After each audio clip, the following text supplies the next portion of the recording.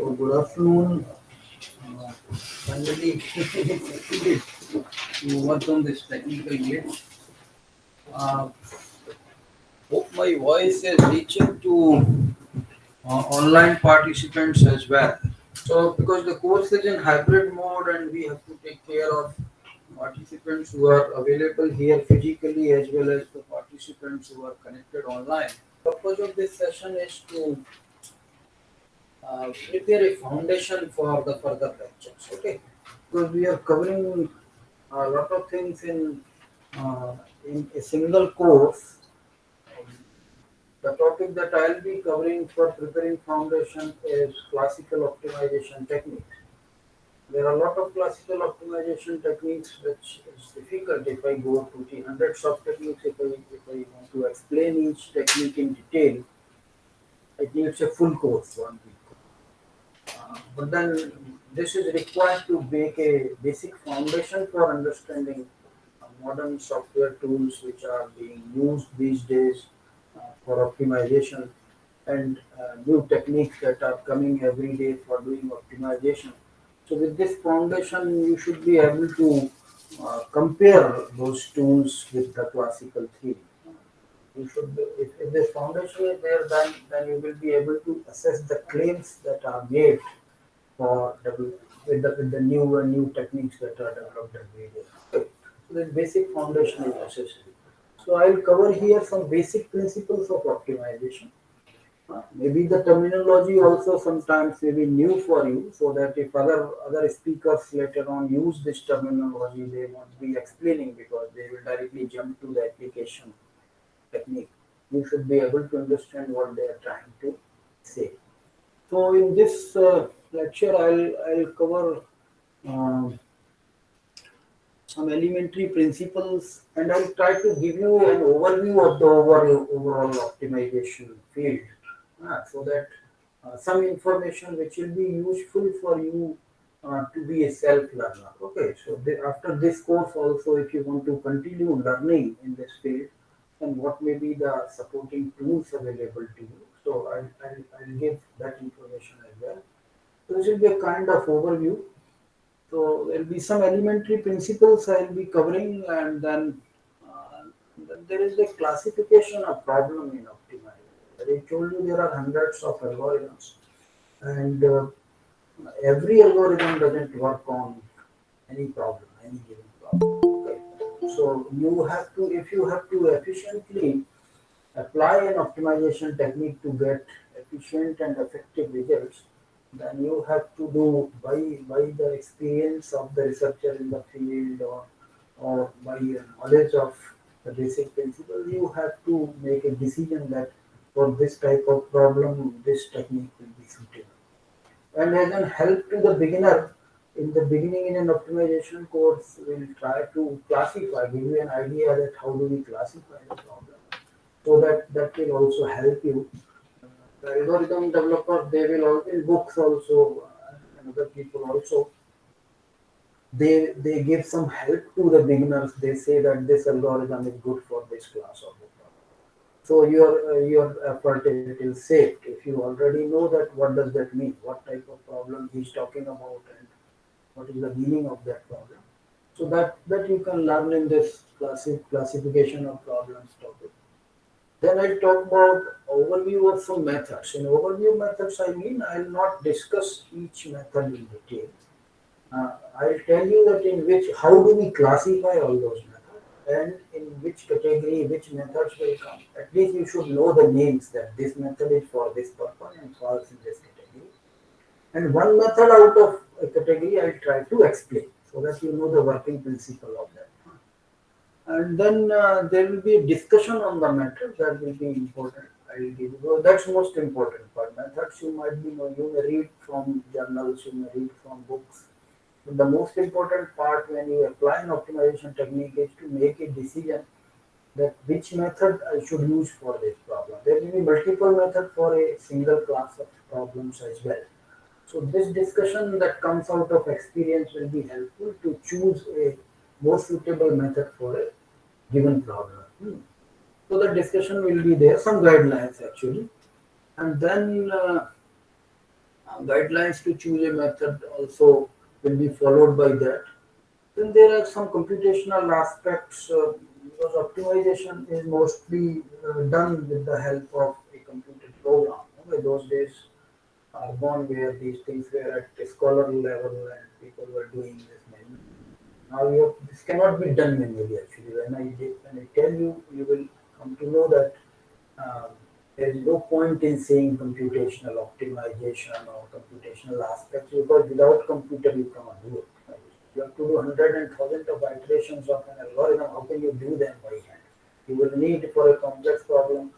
You will need your whole life to arrive at a solution to keep on doing it. And this has to be done by computer, which has fast processing speed and fast computing. So then, if you're using a computer, then computational aspects also become important. If you're choosing a method, and what are these are practical aspects you can say. Ideally, you can choose a method, but then there are some computational constraints so that you cannot choose that. You have to know about them. And then there are some engineering applications. I'd like to give one or two depending on the time available. But today, this whole coverage may not be possible. I'll try to go fast and try to see that how much I can cover because I put in a meeting also at 1 o'clock. So whatever part is remaining, maybe in afternoon, I'll see that the speaker. I'll request if he can give me some time. Otherwise, later some time. Well, so this is the whole content of this talk. Optimization, as I told you, is in academic sense we define that this is an act of finding, a process of finding the best solution at the given constraints. Okay, the difference should be understood that we are not talking about best solution from a single any given objective point of view, but we are talking about best solution under the given constraints. Okay, so if there is no constraint, if there is a single objective, that solution may not be best, but under the given constraint, that's the best solution. Okay, so that's what we try to do. And in my lecture, as I told you, that this is the most obvious kind of process that you have to arrive at a competitive solution. What is best solution and why do we need optimization to discover that? Because it has to, we are facing some competition as far as if you are a car designer, every year there are some new car models put forward by car industry. So if your car design solution is not competitive, your car will be obsolete car, no one will buy it. So you have a pressure from market for your design solution to improve it, and that improved solution that will be an optimum solution, nothing else. So in any design problem, you need to find an optimum solution, the best solution, competitive solution. Now, there are problems which you normally come across from different disciplines. Like if you are a scholar of mechanical engineering, you will see the problems like optimum design of mechanical components, linkages, cams, gears, machine tools, and other mechanical components. If you are working in some manufacturing domain related problem, then selection of machining conditions for a metal cutting process, maybe for minimum cost of production or for maximum tool life or whatever may be the objective.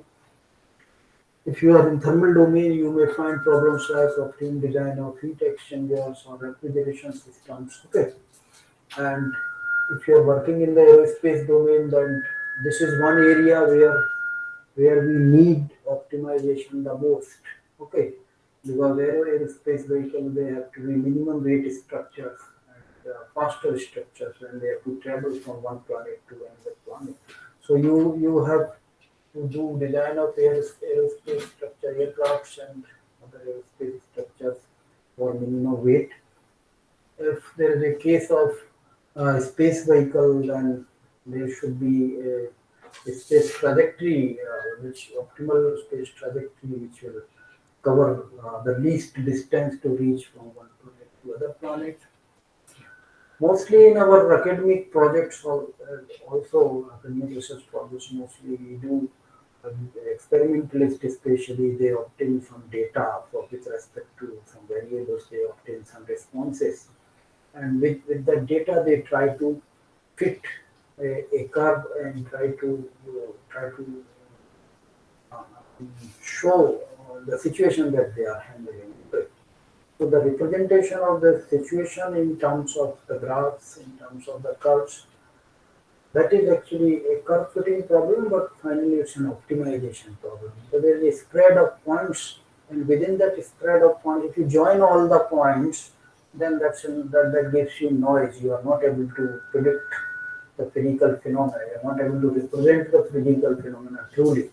So you have to find the best fit curve. Sometimes you have to leave some noise points aside, and then what is the least square distance? How it fits a curve? It fits a curve and it finds the least square distance of the curve from all the points, and that curve they call as best fit curve. So that's basically an optimization problem. Okay. Then you may find problems where you have to allocate resources or services among several activities to maximize the benefit. You are running a workshop and you have some grinding machines, some lathe machines, uh, these kind of machines. They have their capacity, and you have to perform 100 jobs in a week. But machines have different capacity. So which machine has to run for how many jobs and how many hours a day? So you have to allocate your resources. Okay. So these kind of problems, they are also optimization problems. Then if you are working with some industry at a managerial position, and sometimes you have to establish an industry. So then depending upon where is the raw material available, where is the markets available, where will be cheap manpower, based on all these parameters you have to take a decision of establishing an industry. It may be education.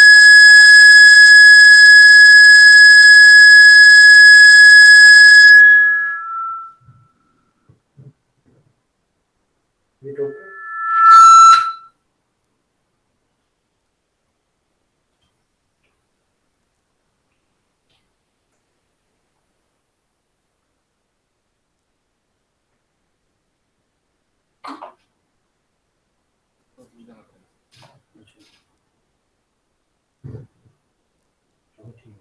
maybe वहाँ से करूँ? Okay. So the same thing applies to an educational institute also. If you are establishing, you have to see where is the connectivity. Is there any railway line passing through, or there is a big city there, or some industry located nearby? There are multiple parameters based on which you have to choose the location of an industry or an institute. Okay, so these are all we call them managerial decision making problems in management, MCDA.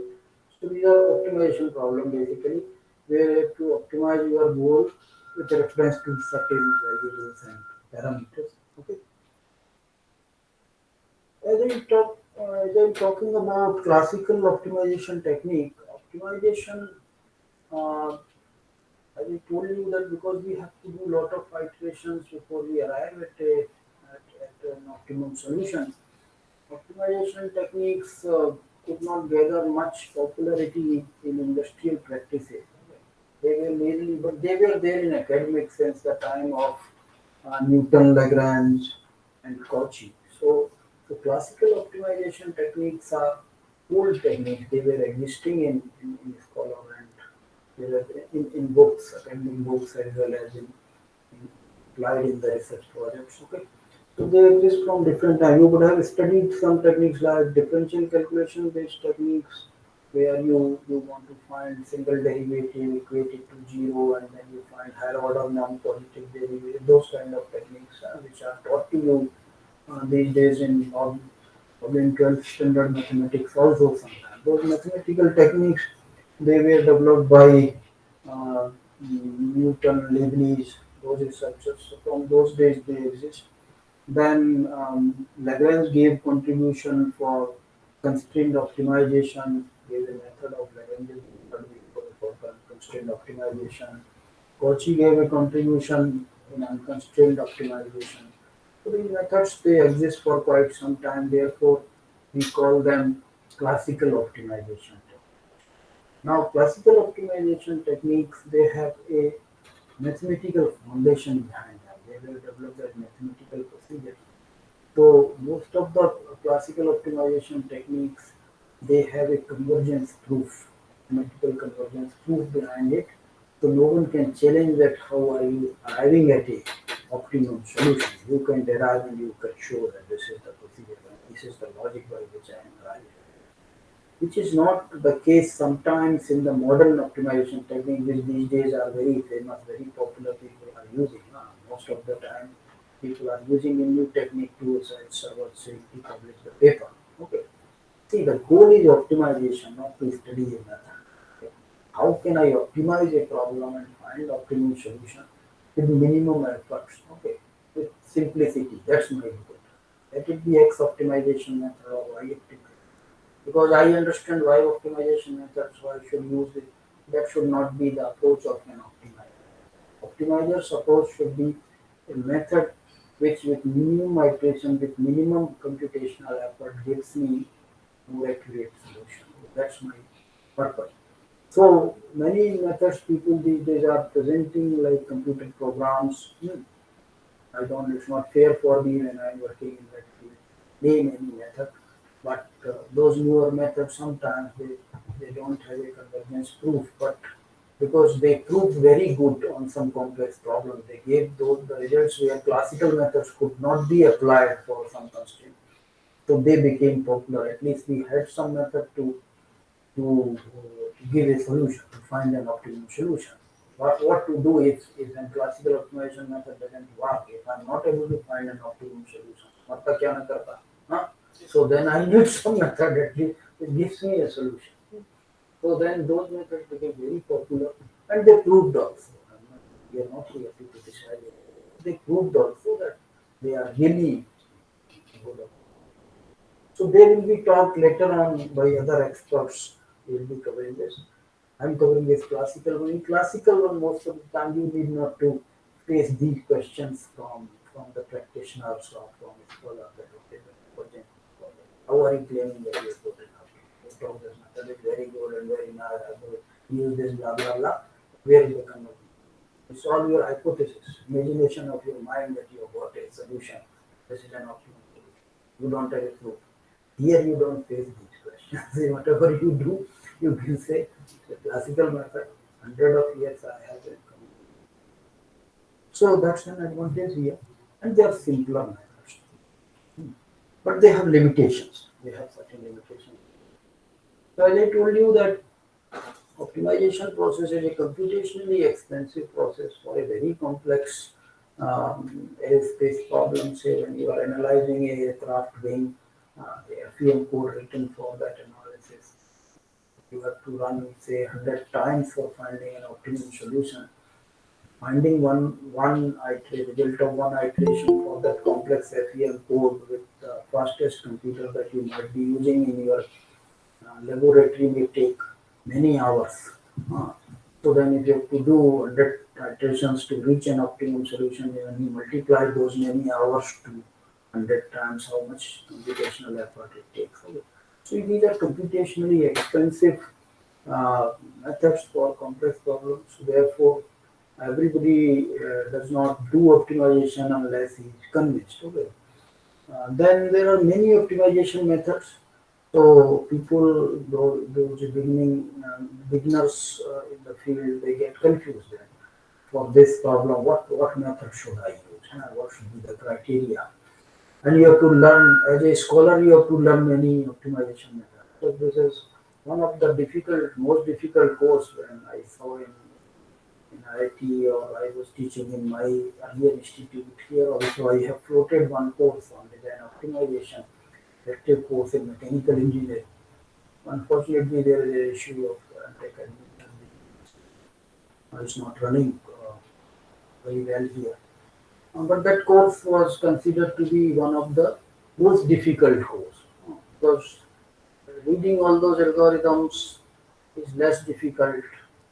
Then practicing them is little more difficult, but writing them in exam is more difficult. Which algorithm, what question will be? I have to remember hundred of algorithms, their steps becomes very difficult. So people do not easily get attracted to learn optimization. Huh? They will learn some simpler subjects and get good grades in them. So that's a difficulty which has to be checked. And then there is because these are mathematical procedures. So you need some mathematical background also, some mathematical terminology you have to learn. Everybody is not interested in that. So because of all these reasons, there was initially less progress. But then in around 20th century, we got fast computing machines became easily affordable. They were not very expensive. So now running a code or written on optimization technique is easy. You can sitting in your office, you can just throw your code. You can do optimization. Earlier days, it was not the case. When I was doing my BTech, I had one computer lab in India. We had to book a slot to go there and do will take you have a computer on your desk. Okay. So then this progress, this faster progress, this was made in 20th century because now people know this is affordable, this can be done. So now the area is very much grown. You have lot of stuff which you can refer to study and develop your knowledge. You have many books available. I have given a list of books here. You can refer these books. This can be a textbook which is referred in your book. We'll give you these slides as course material, so no need to take any picture actually. We'll compile at the end of the course all those presentations, PPTs, and we'll give. So for further. Don't worry.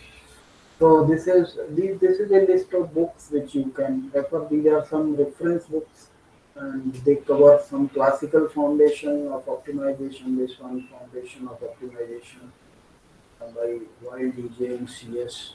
Rekla. Then there are some applied optimization technique like Kyun design of mechanical unit. The first one is kind of textbook by Professor Karaoke, which is very popular and mostly followed in IITs for a course, a first course in optimization. It's very nicely describes algorithms. I will also be following most of this stuff in my presentation from that book. Okay, and this is a very old book by engineering optimization by SSR. You can refer to mathematical treatment of classical techniques in that book. Hmm. But for application purpose may not be so useful. For subjects it may be very useful. Then optimization methods for engineering design by Fox RL.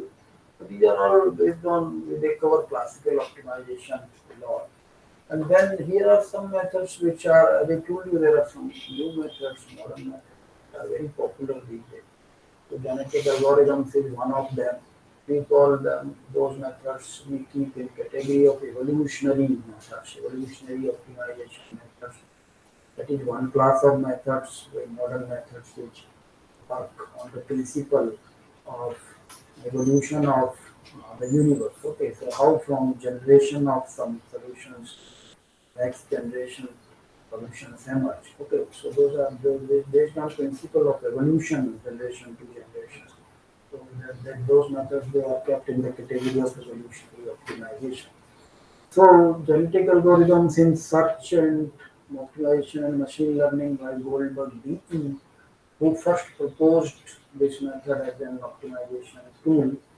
That is one basic book. Then you have for advanced knowledge for multi-objective optimization using evolutionary algorithms, you can refer to another book. Okay. So these are a lot of books which can be referred. Here are some websites where you can get some tools for optimization available. Like this is Society of Industrial and Applied Mathematics. It's a very reputed society in industrial and applied mathematics.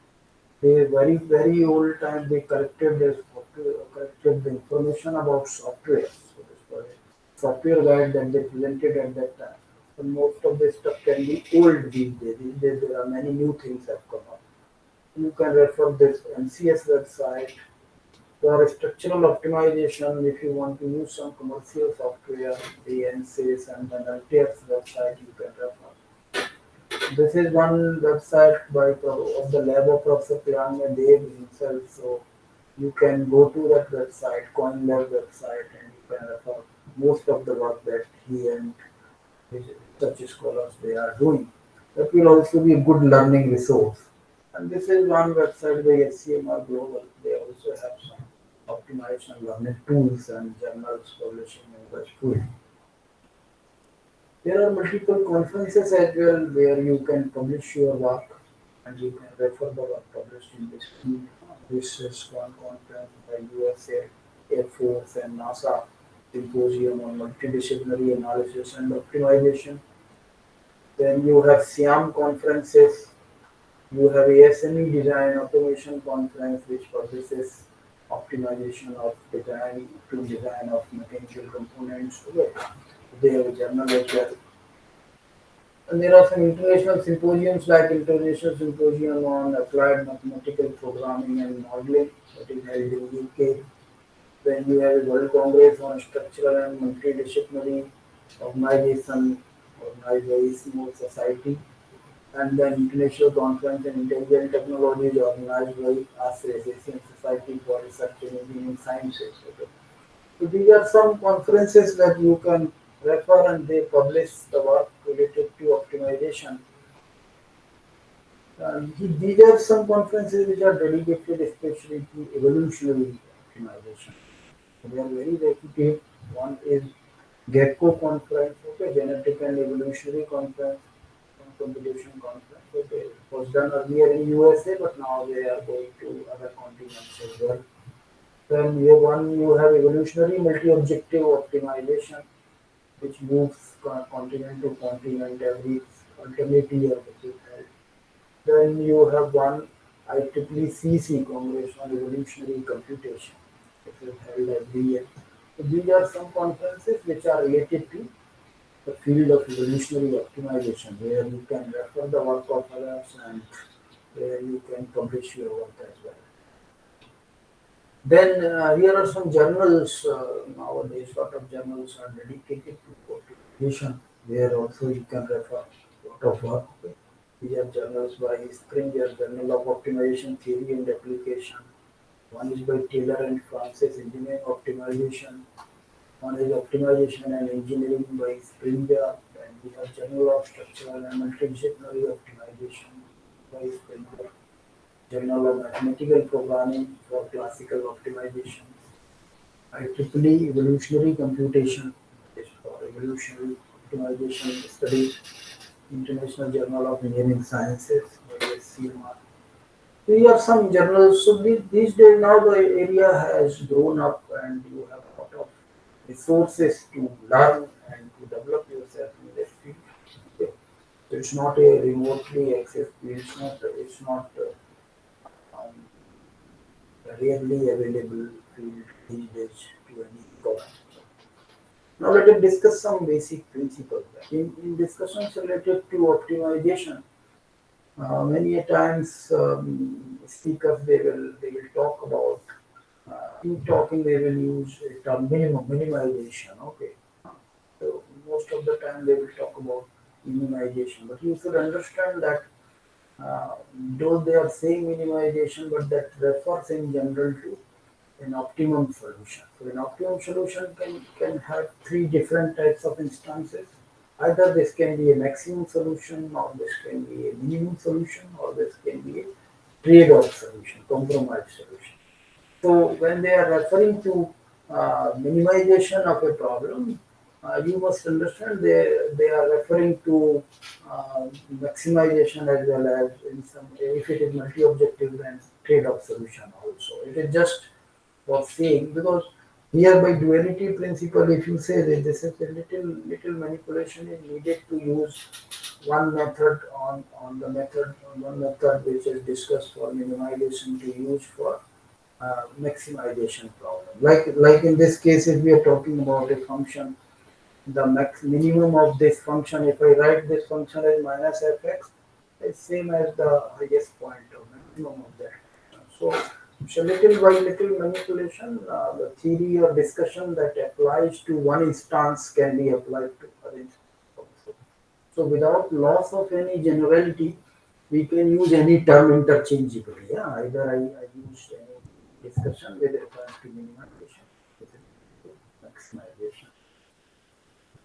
Now, when we do optimization systematically from algorithmic point of view, then in those cases, first we have to formulate a optimal design problem.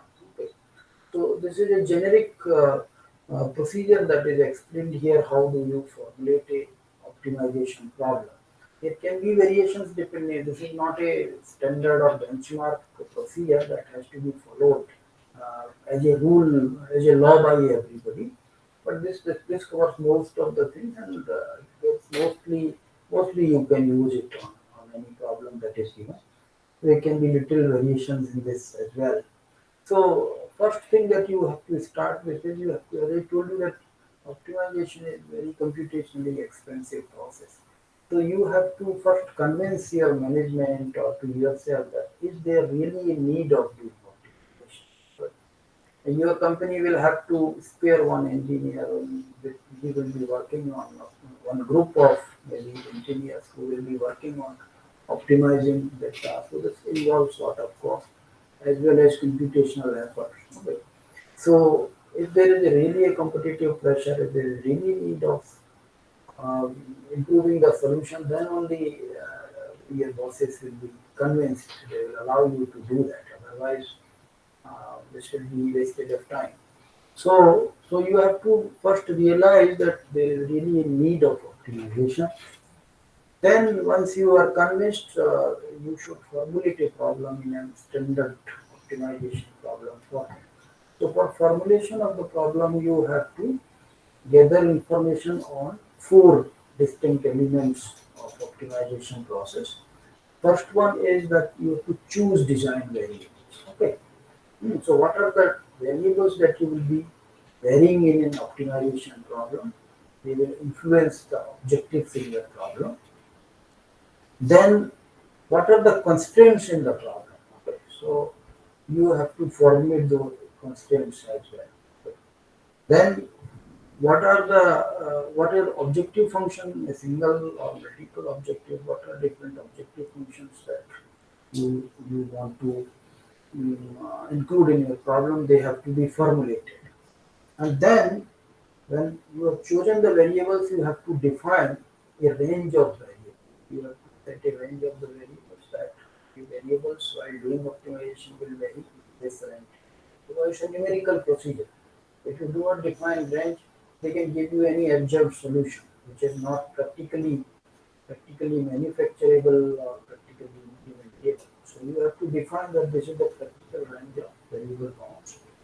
And then based on all this information, you have to formulate your problem. Now this is not a task which is performed in a single go. This is an iterative task. Okay, so you formulate constraint, you formulate objective functions, you see they are becoming very complex, or after maybe few iterations, you come to know that some variables are really not important, they are not influencing your objective function. So you would like to keep them as constants. All that practice you have to do multiple iterations between these steps, and then you finally arrive at a formulation of your problem, which is a general, we call it in general non-linear programming problem, general optimization problem formulation. And then once it is ready, as I told you that this formulation will help you understand when I let me tell you about classification of different type of problems. This formulation will help you to understand in which class of the optimization problem your problem falls. Okay. And then this classification will help you to choose an optimization algorithm.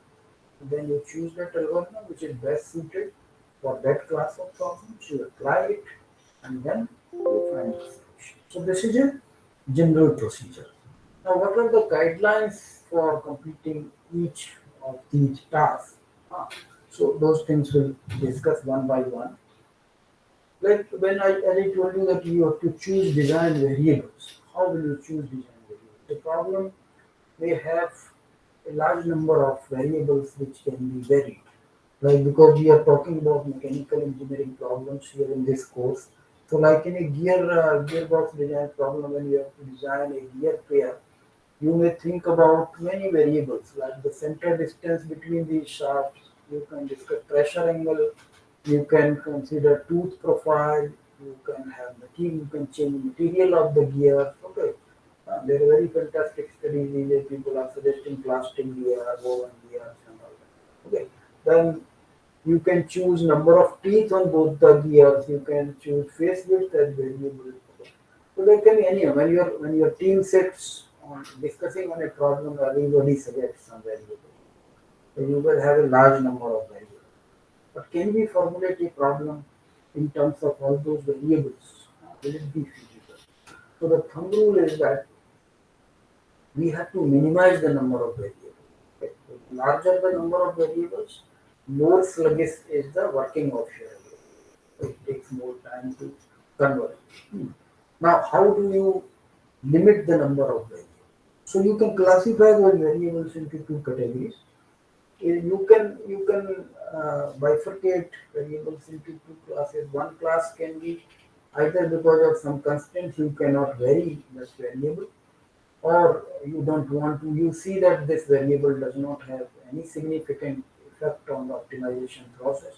So considering all those parameters, you would like to separate some variables, keep them as constant. Sometimes those constants in the process, people call them as parameter. People sometimes classify parameters means those which will not be varied, and variables means those which will actually be varied.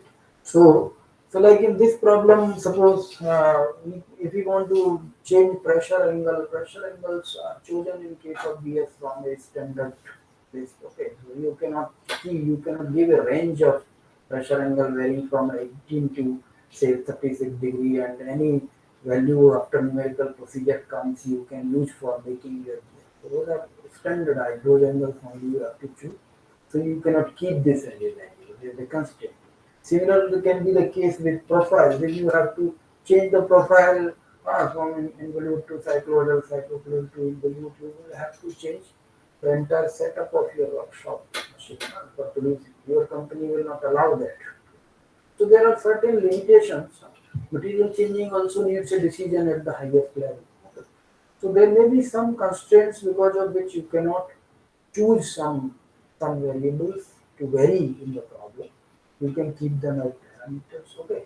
And then even if you want to vary some variables, you can give a trial. So some variables you can separate out after trial that these variables they are not affecting significantly. So that way you can reduce the number of variables. Lesser the number, thumb rule will be lesser the number of variables, better will be the progress of your. Okay. Now, in our further discussion in optimization, we will talk about functions and points. Okay. So, so a point, we'll talk about minimum point and maximum point. Isn't it? So you should not feel later on that this has gone to mathematical course where we are talking about only functions and the solution points. Actually, that point is a point in this design space. So the number of variables they define your design space. So in this gear design problem, if you finally converge to these three design variables, these are T1, T2 and phase width, then you get a three-dimensional design space. Okay. And the point in this design space will be x1, x2, x3 vectors. So that will be a point which will be defined by these x1, x2, x3 components. Okay. So hereafter, whenever we talk about solution points of a function, that function will refer to an objective function which has come up from a problem, and the point will refer to a design point in a design space. Now you can see more number of variables will give you a more dimensional design space. So it is difficult to visualize. After three dimensions, it becomes difficult to visualize. Right? So it is always better to keep lower number of uh, variables. While designing the constraints for numerical implementation of an algorithm, we are concerned with they have to be defined as an equations in terms of the variables. So they are functional relationships and which are either less than some resource value or equal to some resource value. Okay, so accordingly we will call them as equality constraints or inequality constraints. And that functional relationship on left hand side is less than equal to some resource value, that will be an inequality constraint. So for Implementation, computational implementation for us is equality and inequality constraint they suffice. But there is for other purpose there is another classification which says that some constraints they can be called as functional constraints. By functional constraint we mean those constraints which will affect the function of your system. Hmm. So suppose in case of gearbox design problem, if you are changing phase width, that will weaken a gear. If you are changing T1 by T2 ratio, that is number of T, that will change the ratio of output speeds that you will be getting at output shaft. Okay. Similarly, there are some constraints which are side constraints which are not affecting the function of your system, but they are affecting some other limitations. Okay, so like in a gearbox design problem, if you are increasing number of teeth, ideally whatever your optimization algorithm gives, that number of teeth you can produce. There is no issue. But number of teeth, if you increase, this increases the size of your gear. So if it increases the size of gear, that will increase the size of your gearbox. And in an automobile or in a machine tool, there is a limited space available for accommodating them. So it's not that whatever number of teeth, whatever size you propose, that can be accepted by the manufacturing team. Okay. So though ideally it does not affect your function by changing both the number of teeth on both the gears, you can get the same ratio of transmission of speeds, but this affects some other constraints. Okay. So those are called side constraints. Now, while defining them in terms of inequality and equality, here a guideline will be that you should avoid equality constraints as far as possible, because they also make progress of your algorithm difficult. If you can break them into inequality constraints, there are some ways by which you can split them into inequality constraints. Okay, like if I define that the shaft has to be produced for 5 centimeter data. If in my optimization program I define shaft diameter is 5 centimeters, then computer has precision up to the 16th level of decimal. So even if you get a shaft diameter at the end of an algorithm iteration 5.00 and then 1 at 15th place, practically that is 5, but algorithm will not stop. It will not accept that solution. It will go and do more iterations. Okay. So if you can define it as two inequality constraint, if your management allows you say that okay, I'll write them as diameter should be my machine accuracy is 0.00001. So I define that D should be greater than 4.9999, and if it is less than 5.00001, then I can accept that solution.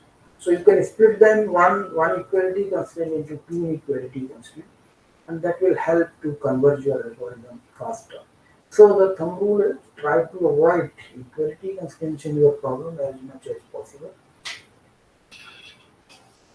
Then you need to formulate a objective from your objectives in the problem. You have to formulate as mathematical functions in terms of variables. Okay.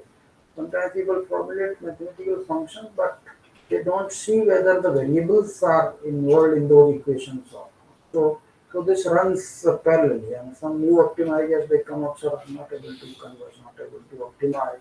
You will have to check the formula. See, variables are varying somewhere else, and the objective function is not getting affected. So though you have all this information in your formulation, that's not linked to each other properly. So an objective function has to be defined in terms of those variables, and this can be a single objective problem or it can be a multi-objective problem. Multi-objective problems, they are more complex problems, and if you want to handle them in truly multi-objectives, and most of the time classical optimizers they do some manipulation with objectives and formulate it as a single objective optimization problem, like one way normally they use is given here. They assign some weight factors to objectives and then formulate one single objective function which takes into account all those objectives and then try to do optimization of this single objective. But this is not very elegant approach, and this is challenged by people how you assign weight factors and what is the guarantee that it is taking care of all the objectives simultaneously. So if you want to do a multi-objective optimization in true sense, then there are different algorithms that you have to study. It's an advanced area maybe, so they will take care of those things later on. So you can define your problem as single objective or multi-objective, and then you have to formulate your objectives as functions of variables. Okay. Then you have to set up variable bounds for design variables. Okay. So you have to, as I told you, you have to give a practical range within which you are vary. Now there is no rule as such for this. That how do I set design variable? This can be a variable bound. This can be done through a priori knowledge. You can refer the papers related to the problem, and they would have worked already on optimization problem, and then they would have suggested some range that within this range, if you work, then you are getting this solution. And if you want to improve, then you may shrink that range or you may widen that range depending upon your requirement. Otherwise, if you are completely blind, there is no a priori study available for that problem, then you have to adopt a hit and trial method. You can choose a range of variables randomly based on your common sense, then can be hit some trials. Okay, you can give it hit to two, three trials and then see where is your optimum solution falling after you that. And that gives you an idea that how I have to modify my. So this is an approach that you can use. So once you have gone through all these four steps and you're ready with this four information, then you can formulate your problem as a general optimization problem, which we call nonlinear programming problem, which incorporates all these four steps. So you can find you can write that my optimization problem is that I want to minimize this function f(x), uh, which which has this vector of variables affecting it x1 to xn. Hmm. So I want to minimize a function f(x) of these variables which is subjected to these constraints. These are some inequality constraints, gjx greater than 0, where j is an index which varies from 1 to m. So there are m number of inequality constraints, and then there are p number of equality constraints. Okay, so k is variable, it varies from 1 to p. Then you have to define variable bounds here. For each variable you have to define a lower bound and a upper bound. So if there are n variables, you will have n such. Okay. So this formulation incorporates all those four information that we have concluded till now. Hmm. And then by seeing this formulation, you can, under certain guidelines, you can have a broader classification of some problems, that how these problems can be defined.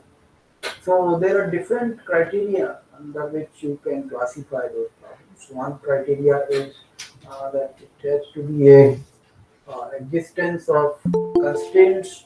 So either there are constraints in a problem or there are no constraints in a problem. So this is unconstrained problem or a constrained problem. Based on the nature of design variables, if there is a static optimization problem where you can directly write problem in terms of the problem variables. There can be a problem where your problem variables also depend on another parameter, then that's called trajectory optimization problem. Like a space vehicle, if it is moving in space, XYZ coordinates of the points on space vehicle, they keep on moving with time, so they are dependent on time. So this kind of problems, they are called trajectory or dynamic optimization problem. Here this is explained with the help of a cantilever beam problem. In cantilever beam problem, you have two variables, the width and depth of the beam. If you can formulate the problem to minimize the weight of the beam in terms of these variables, and that will be a static optimization problem. The same beam with a variable cross section can be optimized by writing this in terms of cross-sectional parameters in terms of another parameter t. So your width and depth they are function of another parameter t, and this cross-section is varying. Okay, varying cross-section. So then, as you change t, you get different values of b and t. So this becomes a trajectory or dynamic optimization problem. This has to be formulated in a different way, and then it has to be solved in that way. These B and D, which are width and depth of the beam, they are dependent on another parameter T. Okay. So as T varies from one end to the free end, fixed end to the free end, you will have different sections, and those different sections will have different width and depth. It will not be same. So then your variables are dependent upon this thickness T. Okay. So this is a variable are varying with parameter t, so this becomes a dynamic optimization problem. Okay, then by seeing the nature of the equations involved in formulation, we have already formulated a problem in generic format. So we know that what is the nature of the equation, objective function equation, or what is the nature of constraint equations. By nature, we mean that whether it's linear or non-linear. Okay, you understand what does a linear equation means and non-linear. When the degree of a variable is more than one, that in any term, then that equation becomes a non-linear equation. And if all the terms variable they have a single degree, okay. If there are multiple variables, then an added degrees added for all the variables should be one for a particular term. So when this entire equation is in one degree, then it becomes a linear programming problem. So nonlinear programming problem means any one of the equations, either constraint equation or a objective function equation, should be nonlinear equation. It's not necessary that all the equations have to be nonlinear. Even if a single equation becomes nonlinear, this becomes a nonlinear problem. Okay. Then in case of linear optimization problem, all the equations, whether it's constraint equations or it's objective function equations, they all have to be linear. Then it becomes a linear programming problem.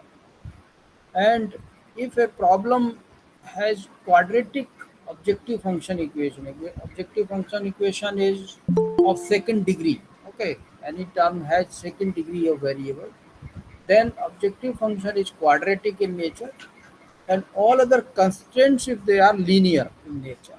Okay, so you understand only objective function is quadratic, constraints are linear, then this problem becomes a quadratic programming problem. Now, there are some problems where you can formulate these constraint and objective function equations in a specific format. You can give additional constraint that the variables can take positive value only. Okay, so there are these equations. They are polynomial equations with a constraint that variables can take only positive value. We call them polynomial. A special class of polynomial that is called polynomial. So if you can write your constraint equations and your objective function equation in terms of polynomials, then we call this as a geometric programming problem. So in mechanical engineering domain, spring design problem is very much suited to be written in the form of a polynomials and in the form of a geometric optimization problem. So here if you see, this is a polynomial which has multiple variables here. So if these variables x they have value greater than 0, all these variables they have value greater than 0, then this polynomial will become a polynomial. And the formulation of your problem will be in terms of these polynomials only. So function fx is in terms of this polynomial, and all the constraints are also in the form of polynomial. Then it becomes a geometric programming problem. Now there are some problems where we are not sure about the nature of the variables. Suppose there is a high rise building under construction, and we are asking for concrete in different or steel in different lots. Okay, For entire building, there are constraint on finances, so we do not procure the material in a single lot. We may ask material in different lots. Okay, and due to manufacturing constraints in different lots, when the steel comes, this may have different bending strength. Okay, this may have different strength value. So this can be in a range. If strength is a parameter, uh, then strength is in a range for the entire steel lot which is used in that building. You cannot be sure that entire steel may have say 50 megapascals as strength. Some may have 49, some may have 51. There may be little variation, but you are not sure that which lot has what value of parameter. Okay, so this there is a randomness in the value of your variable. This is called stochasticity. We don't know which lot has what value of that. So if there is some such cases where your variable they have some randomness in their values, then we call stochastic optimization problem. Then you can classify problems based on number of objective functions. So if there is a single objective problem, you have formulated a single objective in the problem, that becomes a single objective problem. And if there are multiple objectives, we call a multi-objective optimization problem. Okay. So suppose you want to design a car can be designed for minimum cost, or car can be designed for durability, longevity in the life, or car can be designed for comfort level. Okay, so there are multiple objectives involved. It depends that which objectives you feel as significant, and you design your car for which objective. Then nature of objective function also classifies the problems. So there are some problems where if you define an objective function, your objective function is such that its variation with variable is such that it gives you only one minimum. So in the domain, your search domain, you have only one minimum for the function. So that is called a unimodal problem. Unimodal problem means there is only one minimum of the function. And then there can be a problem formulation where you get a function with multiple peaks and multiple values. So these are multiple maximum points or multiple maxima, multiple minima in the function. So this kind of a problem is called a multimodal problem, where you have multiple maxima and multiple minima. Then here comes a question. In such problem, there is a question of defining these multiple maxima and minima as local minimum or global minimum, local maximum or global maximum. So if you start searching from here, then the first maximum that you obtain in your search process, that is a local maximum. But when you complete the search of whole domain, then maximum of all such local maxima is global maximum. Okay. Similarly, if you are minimizing a problem, if you go to minimum, then minimum of all the minima in the search space is global minimum, and this is called a local minimum. Sometimes people use a term for local minimum and maximum as relative minimum and maximum also. This is another concept which defines a convex function. Okay, so mathematically, if you want to define a convex function, this is expressed here. If there are 2 points on the function x1 and x2, and there is a lambda which is defined between 0 to 1, that at any point of time, this proportionate function value added here, lambda fx1 and plus 1 minus lambda into fx2, this is this value is higher than the function value existing here, then you call that this is a convex function. Okay, there is another mathematical way of testing a function whether this is convex function or not, that you find Hessian matrix of a function. Hessian matrix is a matrix of second order partial derivatives of the function. So you can test that Hessian matrix. If that Hessian matrix is positive definite or positive semi-definite, then you call that function is a convex function. So if you are working with a convex function, you get an advantage that the local minimum is a global minimum itself. Okay. So if you find one minimum of such function, you can terminate your search there and you have obtained global minimum. So life becomes a bit easy. So this is a convex function concept which you will sometimes come across. Now we will decide as far as algorithms are concerned, methods of optimization are concerned, we will divide the whole stuff based on number of variables and constraints existing. So the simplest kind of combination will be a single variable problem with no constraint. Variable bounds, while classifying them, we do not consider here as constraints. So there is a problem where you have a function to minimize, but there is no constraint, and this function is a function of a single variable x. Then we call this single variable unconstrained problem. So if you have a well-defined mathematical function for it, uh, the optimality criteria, any method, if it gives you an optimum solution, you need to check whether that solution is an optimum solution or not. So for any class of problem, we define some optimality criteria, some necessary conditions and some sufficiency conditions, and you can test the obtained optimal solution on those conditions.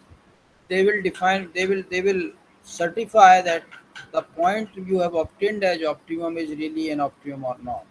So in case of single variable unconstrained problems, the optimality criteria has these conditions. The necessary condition is that if function is defined in this domain AB, then at a point x star to be minimum, the first derivative of the function has to be 0 at that point. So f dash x star has to be 0. Then this point is a candidate point for optimum. But we are not sure whether this is optimum or not. So we apply the higher level conditions which are called sufficient condition. The sufficient condition says that you have to, at that point x star, you can find higher order derivatives, and you have to check at that point which higher order derivative assumes non-zero value. So suppose if nth order derivative at point x star, fn x star is not zero, it gets a non-zero value, then you have to check what is the order of that non-zero derivative and what is the value that you are getting. Okay. So if at that point x star, uh, fn x star, the order of the derivative which is non-zero is even, then you say that at point x star function fx star is minimum. You get a minimum value. And if you feel that the uh, the order is even, but nth this fn x star nth order derivatives value is less than 0, magnitude is less than 0, it's negative, then you can say that at that point x star function fx star is maximum, attains a maximum value. And if the order of the non-zero derivative is odd, then it's a it's a transition point, reflection point, you neither get a minimum nor you can define a maximum. So these are necessary and the sufficient condition by which you can test whether a function is minimum or maximum. Single variable unconstrained function is minimum or maximum at that point. Okay. If you want to numerically find the minimum point of a problem, normally for single variable optimization problems, we have to adopt a two-stage strategy.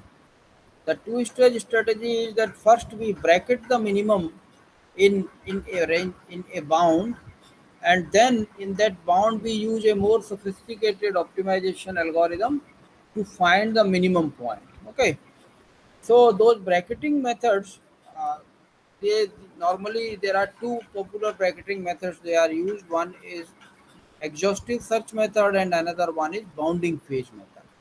In exhaustive search method, we search the whole space for finding the bound for minimum in equal step length. Okay, we define certain number of steps in the domain and we try to find out the bound within which the minimum will lie.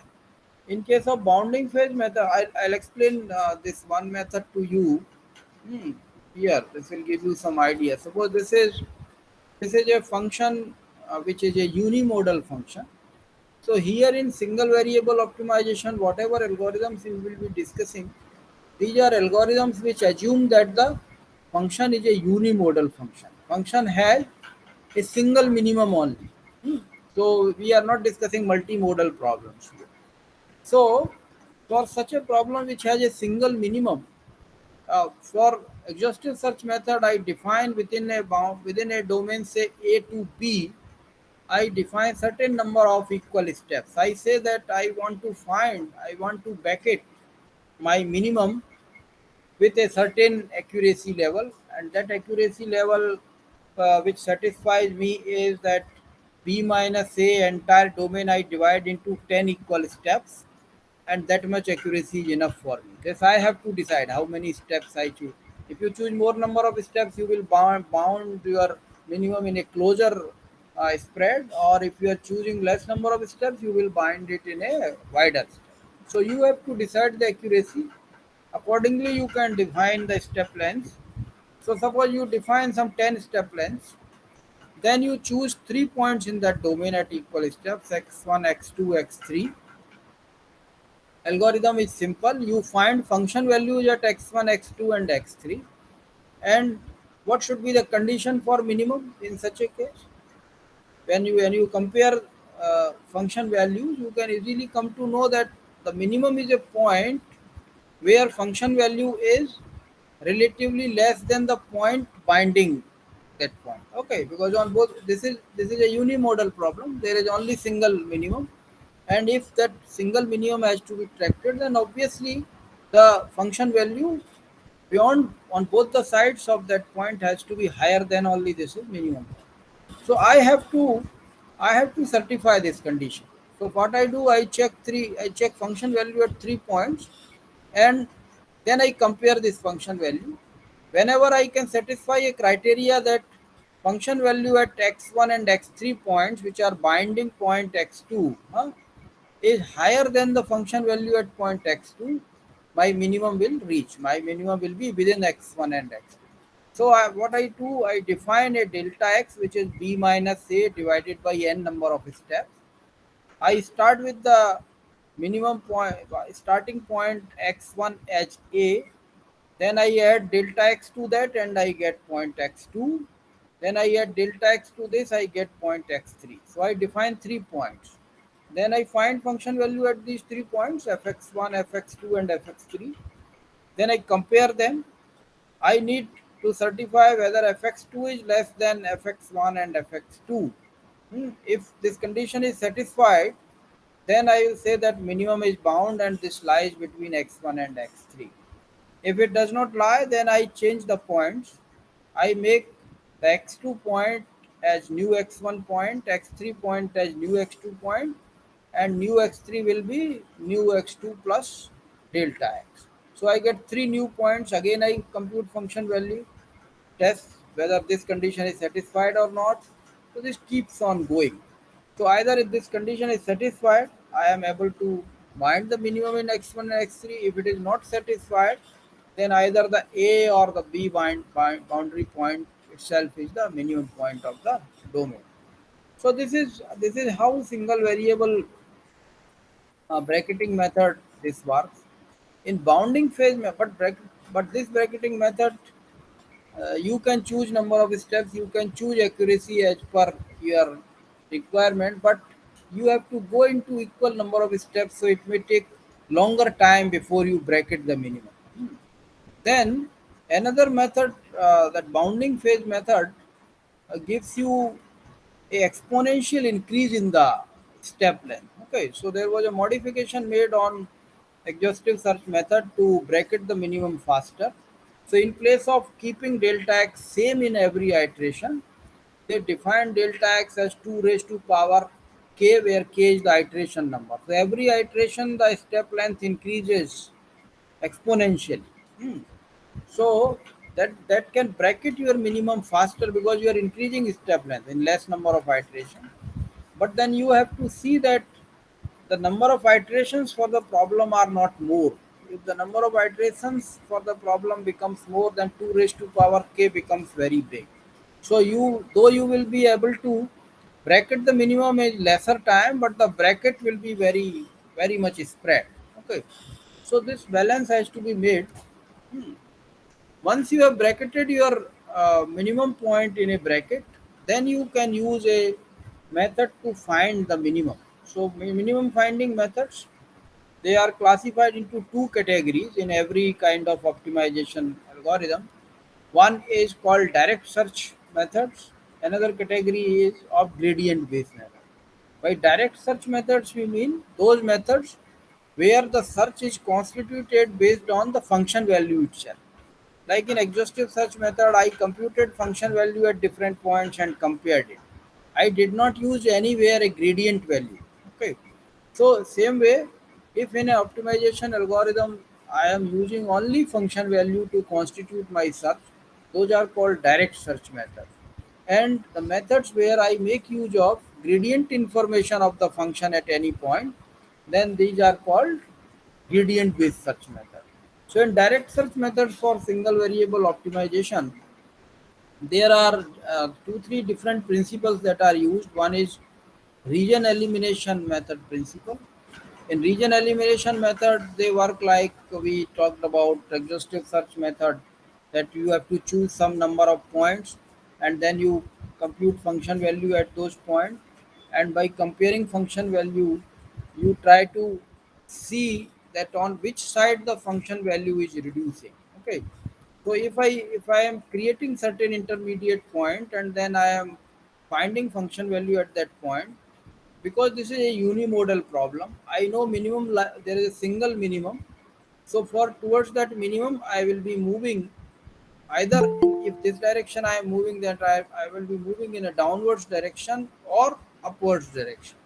So I have to check the direction, and by comparing the function value, I can easily check that, and that helps me to eliminate some part of region. So suppose I compare a function at 2 points x1 and x2, and I come to know that function value is lesser at point x2 than function value at point x1.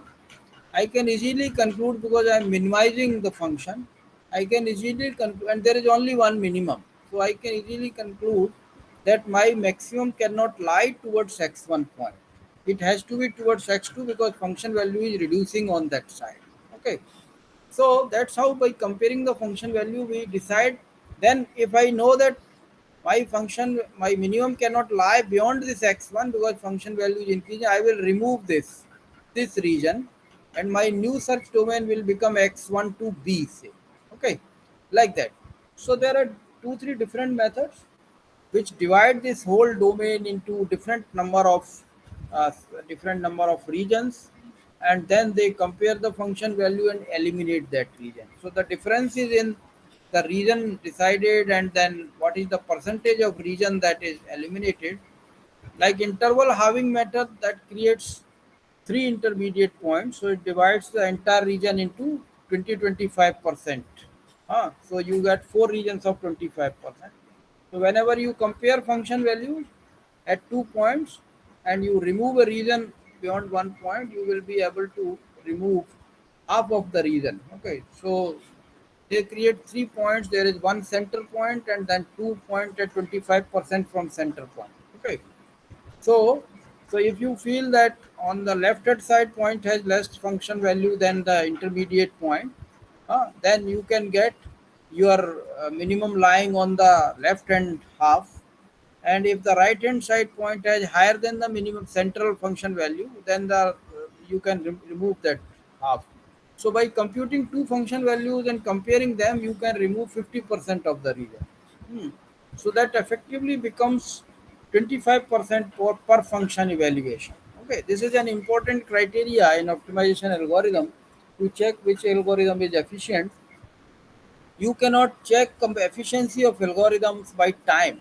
You have to see that how much time, how many functions an algorithm is computing to reach to an optimum point. Because if you are working on a simple problem, then the simple problem can be solved within, say, 15 minutes time. But if you are working on a very complex problem, that will be solved maybe in an hour.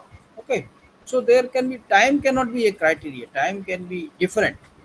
The thing is, with how many function evaluations you are able to reach your minimum point. So in region elimination interval having method, they normally reduce 25%, 50% of the space by computing two functions. So that becomes 25% per function evaluation. Then there is a Fibonacci search method which works on Fibonacci numbers. There is a problem with this method that you have to store Fibonacci numbers and you need more storage requirement. There is another method which is golden section search method. Golden section search method is most popular method in this category. This removes 31.8% of the region per function evaluation. So this also works on region elimination principle. So here we can discuss this. So here they create 2 points. Suppose there is a function. hmm, Suppose there is a function uh, lower bound a and upper bound b, a function bound between these two bounds. Then you choose a small number epsilon as termination criteria to decide within what accuracy level I have to reach close to the minimum value of the function. Then I normalize the variable x. This this function is normalized for another variable. So this function is normalized by variable is normalized by this equation. There is another variable w which is written as x minus a over b minus a.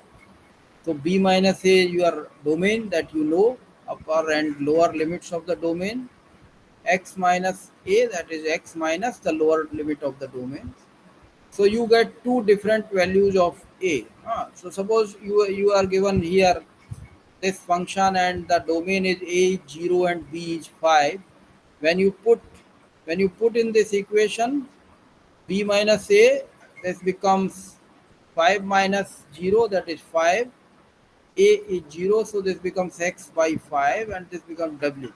So x becomes 5 times w, like here. This is x by 5 and x becomes 5 times w. So you rewrite this function in terms of this variable w. huh? Then it becomes a function fw which is written like this. Because x is 5 times w, you put it here, this becomes 25w squared plus 54 divided by 5 times w. So now this function is transformed into another function that is w. Then here you choose 2 points by setting those points at 0.618%. Now you have normalized your search space from 0 to 5 to 0 to 1. Okay, you have normalized by this transformation of variable is done for the purpose of normalizing the search space. So now you will be playing between 0 to 1 unit search space domain. So you will be defining 2 points at a distance 0.618 times of the search space. So one is the total length of search space. So 1 point W1 will become 0.618. Another point W2 is 1 minus 0.618 times 1. So one from initial end, other one from the other end. 0.618 from both the ends. 2 points you get. And then you find function value at those 2 points. So fw1 and fw2, you compare those function value and then you see that fw1 is less than fw2. Then you take a decision that region between a to a to w2, that will not have a minimum because function value is more towards the w2 side. So you can remove this w2 is 0.382. So from 0 to 0.382, this region can be eliminated. And now your in for a new iteration, your region remains is AW remains 0.382, BW is 1. So it has shrunk. The region has shrunk by 0.382. Okay. Now you check what is this shrinking, whether this is within the criteria that you set, within the accuracy criteria of epsilon that you set. So that length LW has to be less than epsilon. That defines the accuracy within which you want to reach close to minimum point. So this is 1 minus 0.382 is 0.618. So your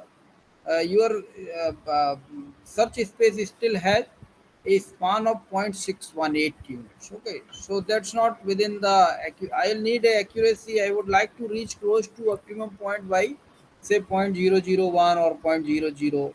0.01 kind of. So this is 0.618, which is not close to 0.001, so I will not terminate. Then I'll again choose 2 points in this region, 0.382 to 1. In that region, one at 0.618 from 0.382 like this, W1, another point from 1 at distance 0.6182. So I will get two more new points. Again, I will compute function value at these 2 points, compare the function value and decide which region has to be eliminated and which has to be kept. So this is how in different iterations this algorithm keeps on changing, uh, shrinking your search space, and as soon as you reach close to the accuracy level, you terminate that algorithm. Okay. So the advantage with this algorithm is that per function evaluation you can eliminate 30. This is 0.618 you are eliminating from one. No? Point six, so you can eliminate 30, how much? 32.61, 61.8, 100 minus 61.8. So how much is that? 38.2% you are eliminating per iteration. Okay. Whereas in interval halving method you are eliminating only 25%. So this algorithm is more efficient than interval halving method, and this is very popular algorithm in this category. If you are not having any idea that which method I have to use for single variable optimization and constraint problem, you can give a try to this gives very the results very efficiently. There are some other principles that are used for single variable minimization. There is a successive quadratic estimation method. In this method, we define a function with 3 points. A quadratic function you can define with 3 points, and in every iterations you make changes in those 3 points. So you keep on changing the function in such a way that the minimum of the best of those 3 points will become the minimum at the final iteration. Okay, so that's a point estimation method, uh, principle. Then there is another category of the methods which is called gradient based methods. Okay, gradient based methods, they work on, uh, they constitute a search based on gradient of the function. Now, how they make use of the principle, how they make use of the gradient, in terms of differential is a concept which is taught to us, in which we study that variation of the function with respect to variable is differential of that function, isn't it? So, a minimum point for a given function, what is a minimum point? How do you define in terms of differential? If I say that differentiation is a process in which I study the change in the function value with respect to variable x, this is df by dx, isn't it? So, where is how to define this minimum point? This minimum point is such a point where there is no change in the function value with respect to variable. Function is reducing on this side, function is increasing on this side. But there is some point where there is neither increase nor decrease. I have reached bottom of the valley. Bottom of the valley, how do I define in terms of differential? This is a point where there is no change in the function value. It is flat. So I am searching for that flat point. That's my minimum. This is a valley. The function is reducing on one side, increasing on other side. But I am looking for the bottom of the valley. The bottom of the valley is nothing but this is a point where differential vanishes. When the value of differential of the function with respect to the variable is zero, because there is no change in the function. So these gradient based algorithm, they look for, in different iterations, they look for a point where df by dx will become zero. Okay. So there are multiple algorithms based on this principle as well. One algorithm we can discuss maybe Newton's algorithm, Newton-Raphson method.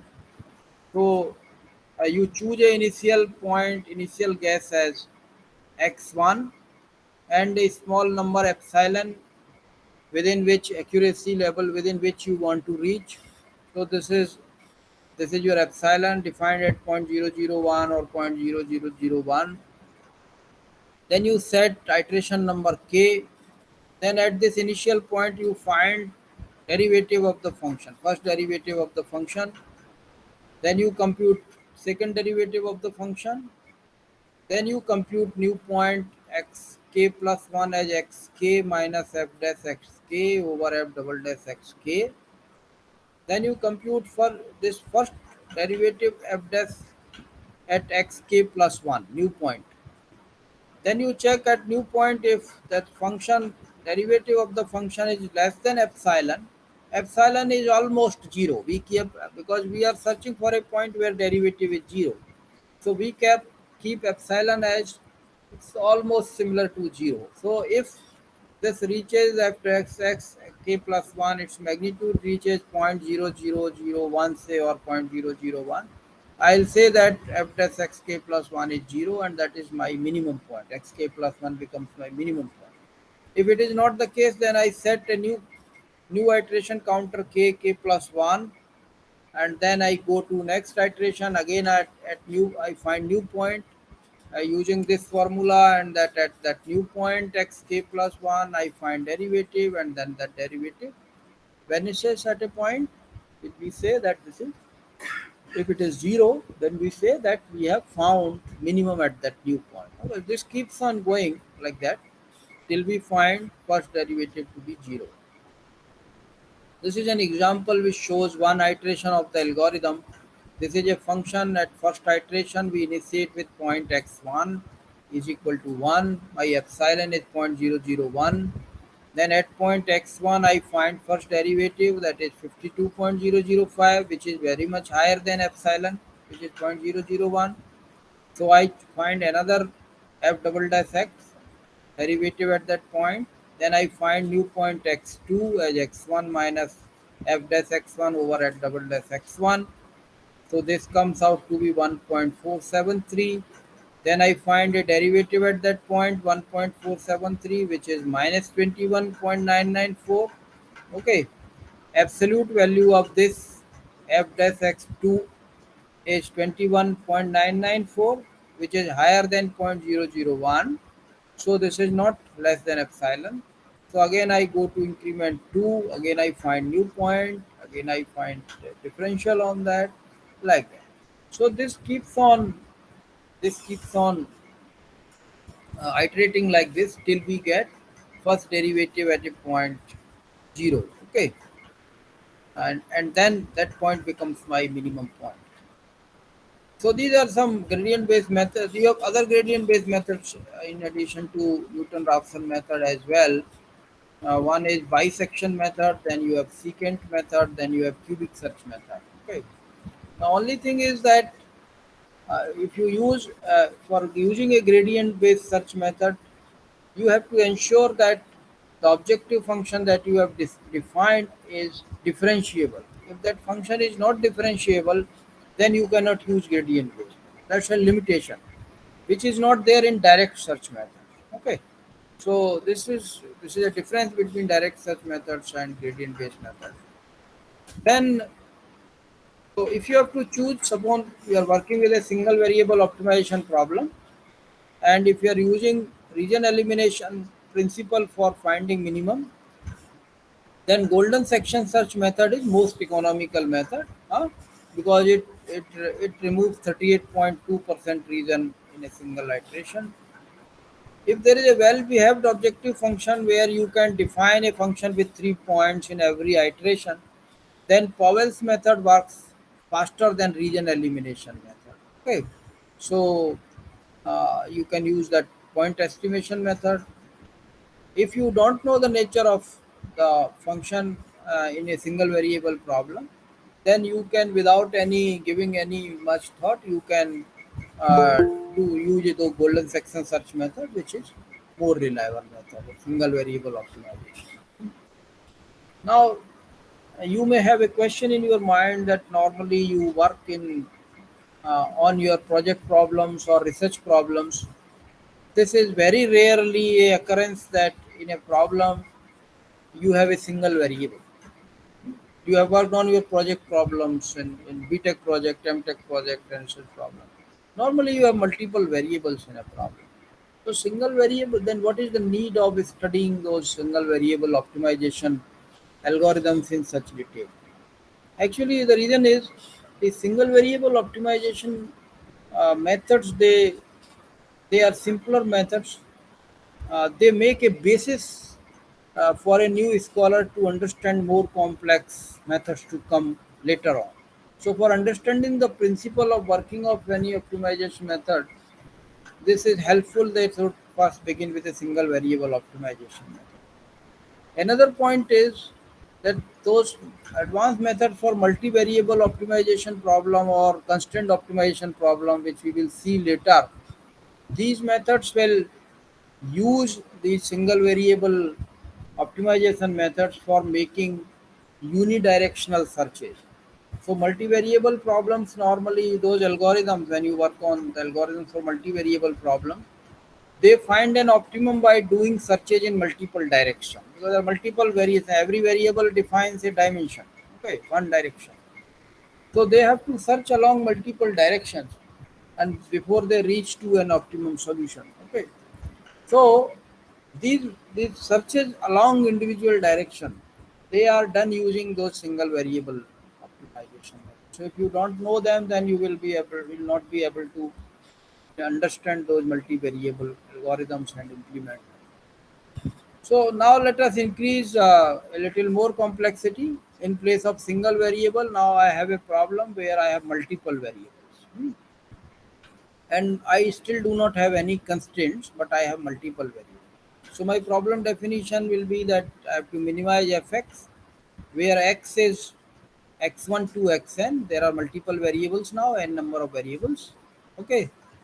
Now, if I find a minimum, let me check what are the criteria by which I will test that the function, that the point obtained is a minimum point.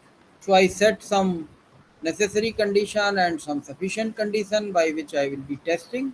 So my optimality criteria here is that if fx, suppose now this fx has x in bold, which is a vector of variables, multiple variables we have. So a function of multiple variables. Fx has an extremum point. Extreme point means minimum or maximum point. Candidate point for optimum.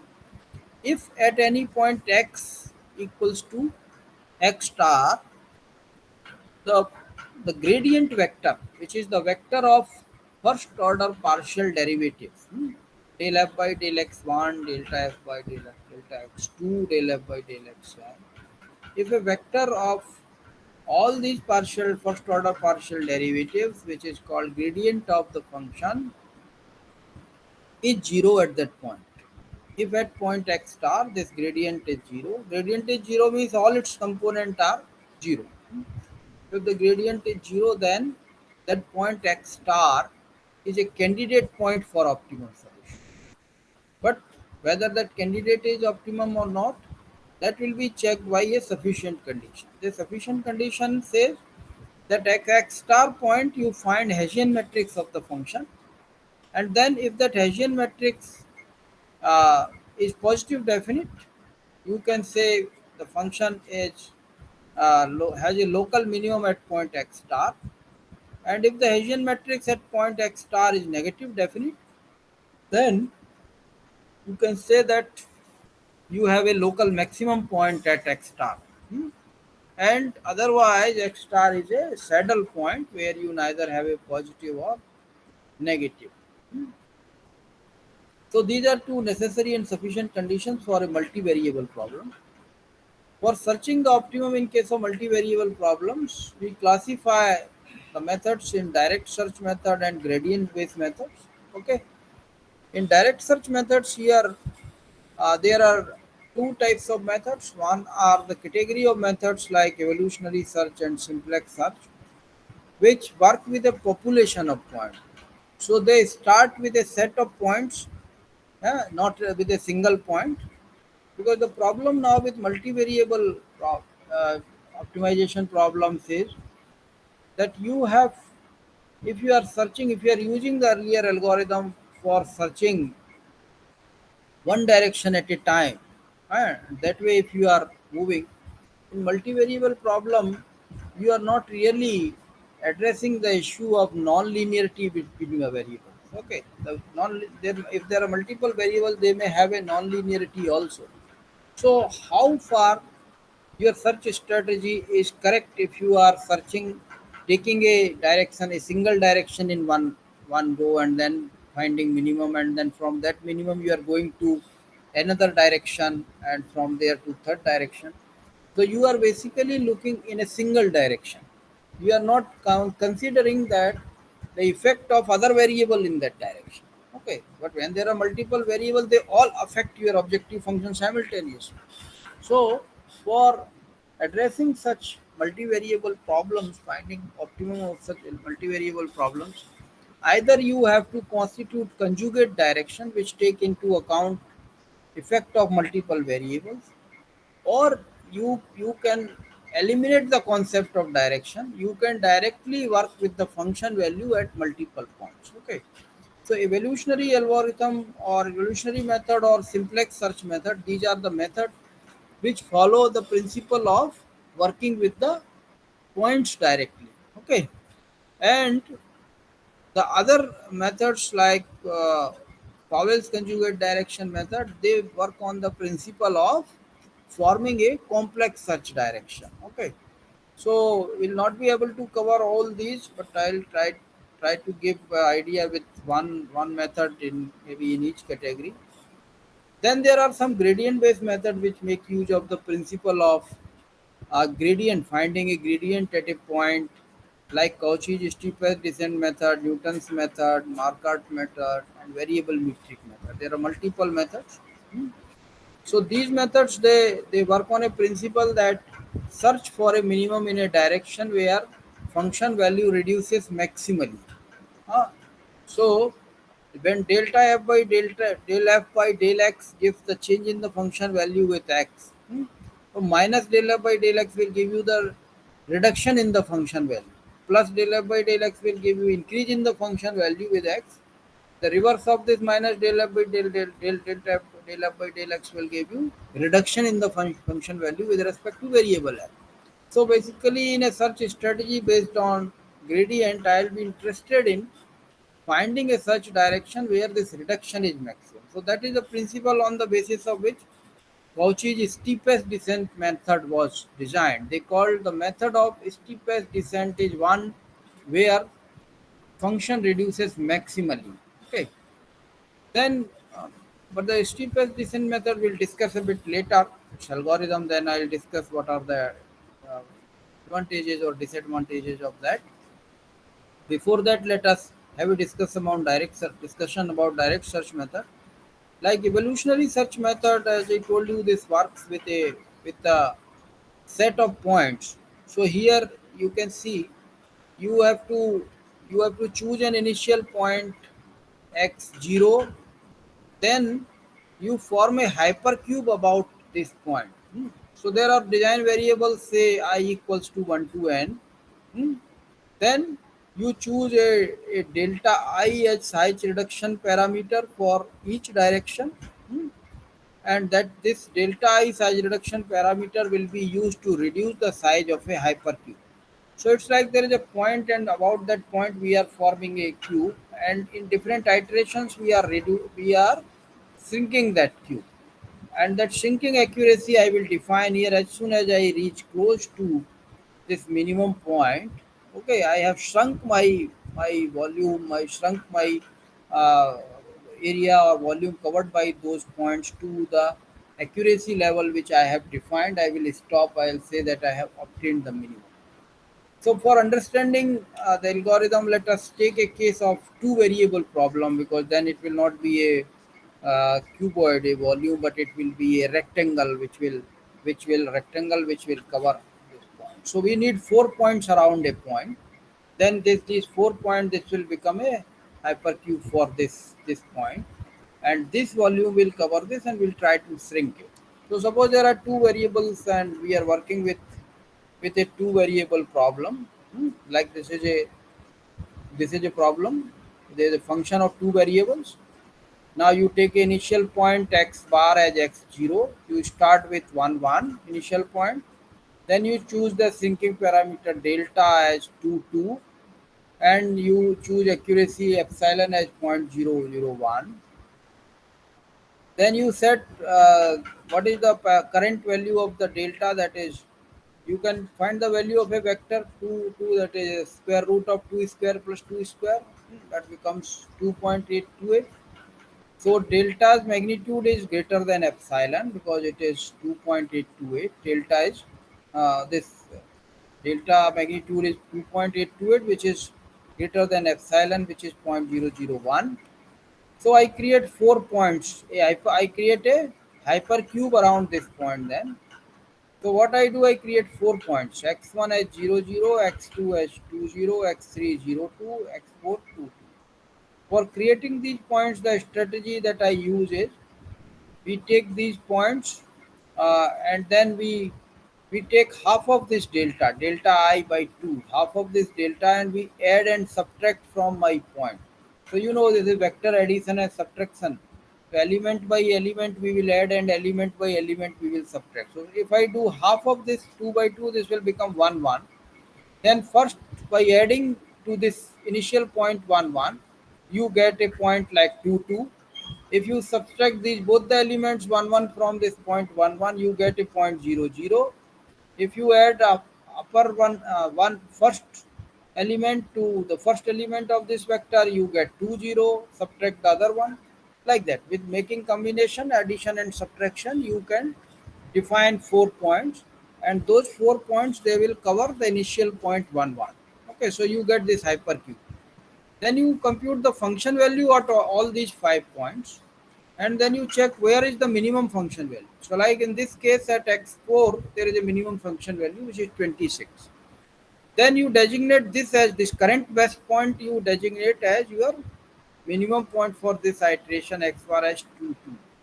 And then you go to step 2 again. Again, you check whether this whether this delta value for this point this becomes less or not. Otherwise, what you do, you create new 4 points, choose adding half of this delta to this new point 2 2, uh, and then you create 4 new points, like that.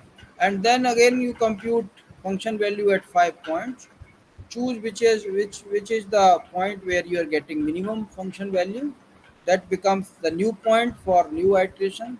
So you substitute a new point in every iteration and create 4 new points about that. And then when you see that in two consecutive iterations, there is no change in the function value, no improvement in the function value. I got minimum function value same in the previous iteration as I am getting in the new next this iteration. Then you reduce the value of this delta. Till then you use the same delta value to do. Then you reduce the delta value by say half, one by one. And now you will create new points by adding half of 1 by 1. So then earlier you were getting 4 points in this region, now you are getting in this region. That's how it will keep on shrinking. Okay. So with different delta values, your search domain will keep on shrinking, and finally you will reach within a range of 0.001. Okay.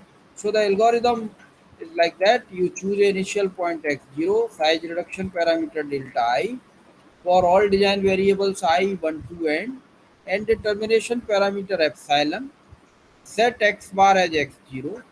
Check whether the delta is less than epsilon. If it is less than epsilon, then terminate. Else create two endpoints by adding and subtracting delta I by 2 from each variable at point x star. Compute function values at all points 2n plus 1. Find the point having minimum function value. Designate this minimum point to be x bar.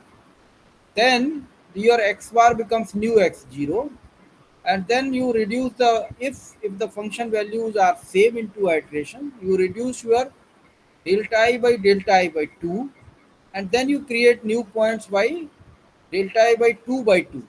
So this becomes delta I by 4. So you create 4 points, and like that this algorithm keeps on working. So x0 is always set as current best point. Thus, at the end of the simulation where your delta has reached that epsilon accuracy level, at that iteration level, whatever is the x0, that is your x bar best point in that iteration. That becomes your minimum point. Okay. So this is evolutionary algorithm. Conjugate direction. I'll take one gradient based method now. Cauchy's steepest descent method, we saw that they work on the principle of finding the gradient, and then this gradient has to be reduced to zero. So the search direction in case of Cauchy's method is defined like minus of the gradient of fxk. Uh, then how the algorithm works? You choose a maximum number of iterations as m, because you have finally to set this also as a termination criteria. If after a large number of iterations you are not getting minimum, then you have to decide up to what number of iterations you would like to do minimization. So you choose maximum number of iterations and initial point x0, two termination parameter epsilon 1 and epsilon 2, and set your iteration counter as 0. So calculate gradient of function f at xk. K represent iteration number, so fx this becomes fx0 at zeroth iteration and fx1 at first iteration. The first derivative you find at point xk as gradient fxk, and check whether the magnitude of this gradient fxk is less than your criteria epsilon 1. That may be 0.001. And then if it is less than 1, you terminate. You have found a minimum point at xk. If this is not less than epsilon 1, check whether I have reached the maximum number of iterations that I have fixed. Then also you can terminate, because I don't want to do any further search. Otherwise, go to step 4. In step 4, you have to perform a unidirectional search to find a point xk plus 1 from in the direction starting from the point xk in the search direction. Okay. So here for doing this unidirectional search, starting from a point xk along a direction which is defined here minus gradient fxk, you can make use of single variable optimization algorithm that we have studied. So either a golden section search method or interval halving method. So here you make use of that and you find minimum in a particular direction, minimum point in that particular direction. That becomes your xk plus 1. Okay, and search direction you have already chosen as minus gradient fxk. So you are searching for a minimum in a direction where function value is reducing. So when you have found a minimum in that direction, you will check whether the gradient of new function new function value at new point fxk plus 1 dot gradient fxk is less than the criteria epsilon 2. Otherwise, you can apply another additional criteria, that is whether there is a change in the new point that you have got, whether the earlier minimum point that you got same as the new minimum point. If you get in two different iterations, if you are getting same minimum point, there is no point in continuing search further. You can say that I have reached the minimum point. Okay. So these are multiple criteria you can use. So you have to choose a search direction which reduces the function maximally, and starting from an initial point in that search direction, then you have to use single variable minimization method, and then you find a minimum. At that minimum, you have to check whether function value has reduced to zero, gradient of the function has reduced to zero. If not, then go and again in another direction you try to find minimum value, and then again check the gradient value at that minimum point, whether it is zero or not. So this you can continuing with multiple directions, and as soon as you get gradient value as zero or you satisfy these criteria, hmm, then you can terminate that point. New point becomes your minimum point. So multivariable direction methods, they are multiple. There is a Newton method also, which is advancement of Cauchy's method. Cauchy's method has a problem that it is very fast if you start searching in a domain from a point which is far away from the actual minimum. Okay, it becomes very well. But when it reaches to towards the minimum point, reaches close to minimum point, its speed becomes slow. Okay, so for making this change, Newton proposed a strategy that while performing unidirectional search, using this principle of searching in Cauchy's method, like this was here. You were searching with this search direction minus gradient fx k. In place of that, you use here a Hessian matrix. Only this much is the change. In that unidirectional search, Newton proposed that you make a change, you incorporate a Hessian matrix, inverse of the Hessian matrix here. Then this your search become fast even if you reach close to the minimum point. Okay, so Newton's method becomes fast when you reach close to the minimum point.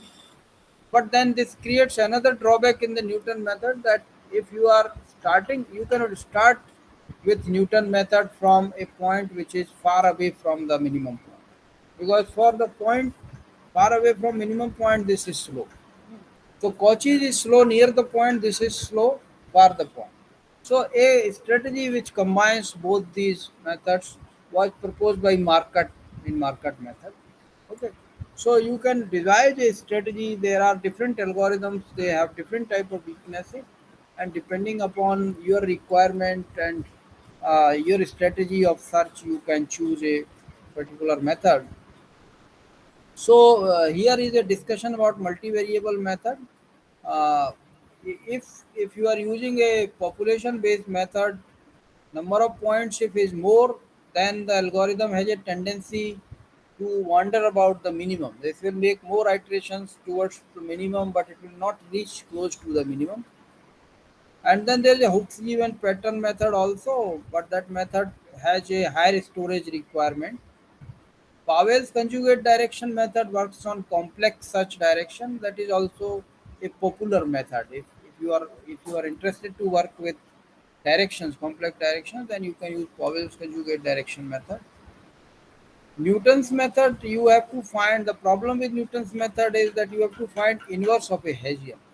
So if you have a large number of variables in a problem, inverting a big matrix is a very tedious task. Okay, so that's a difficulty with Newton's method, because in the search strategy it uses inverse of Hessian matrix. So to avoid that difficulty, there were DFP methods were devised. In DFP methods, they do not compute inverse of Hessian matrix, but they start with a initial matrix and initial identity matrix at minimum point, and then they modify that identity matrix using first order derivative. So there is a method based on this principle that is called BFGS method, which is very stable method that was designed. So this is about multivariable method. If you are interested in working with a gradient based method, you can choose Cauchy's and Newton or a combination of them. If you are interested in working with direct search methods, you can choose evolutionary method or a simplex search method.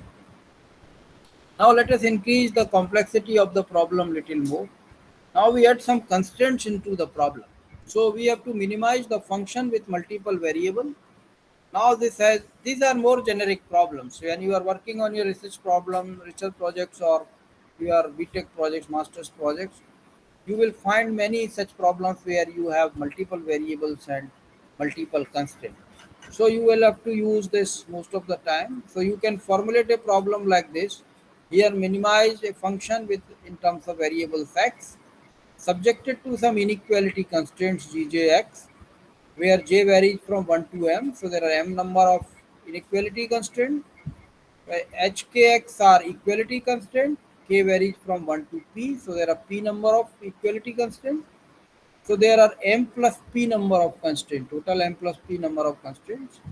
Then variable bounds xi, you have to define lower bound and upper bound for every variable. Okay. Now in this case, these things are more complex than multivariable unconstrained problem. There we define necessary and sufficient conditions in the generic way. Here the necessary condition and sufficient condition, they are not defined for all sort of problems, but there are some special cases for which we have sufficient conditions available. So these Kuntagar conditions which are used as necessary conditions, they have some limitation that they can be used to identify whether a point can be a candidate for an optimal or not, but they cannot be used for assuring that the point is a candidate point is actually a optimum point. So a Kuntakar point, we have to use these conditions and then test a point. If a point passes the Kuntakar conditions, we say that this is a KT point and this will be a candidate for minimum point. But if this does not pass KT conditions, we will say the point is not a KT point, so it cannot be an optimum. So KT conditions can be used for negation of a point. They can be used for killing the possibility of a point to be a optimum point, but they cannot assure that the point is optimal. For that, we need another set of sufficient conditions. So Kuntagar conditions are based on the gradient of function minus gradient of inequality constraint multiplied by some multipliers which are called Lagrange multiplier. Here equality constraint multiplied by another set of multipliers. These are called equality Lagrange multipliers. So first condition is gradient of f minus inequality constraints multiplied by gradient of inequality constraint multiplied by Lagrange multiplier minus gradient of equality constraint multiplied by Lagrange multiplier. So these will be multiple terms. These will be m terms here and these will be k terms here. So m plus k plus 1 total number of terms in this equation. Then other condition is that lambda j gj has to be 0. So that means j varies from 1 to m. Okay. So these are m number of conditions. Gj's inequality constraints have to be greater than 0. This comes directly from the problem. Problem itself has this constraint. So these are m number of constraints. Equality constraints also are defined in the problem. So they are coming directly from the problem. So hk is equal to 0. So these are p number of constraints. Then there are these lambda j Lagrange multiplier. They have to be greater than or equal to 0 for all the m inequality constraints. Okay. So lambda j and beta k, these Lagrange multipliers, these are associated with equality and inequality constraints.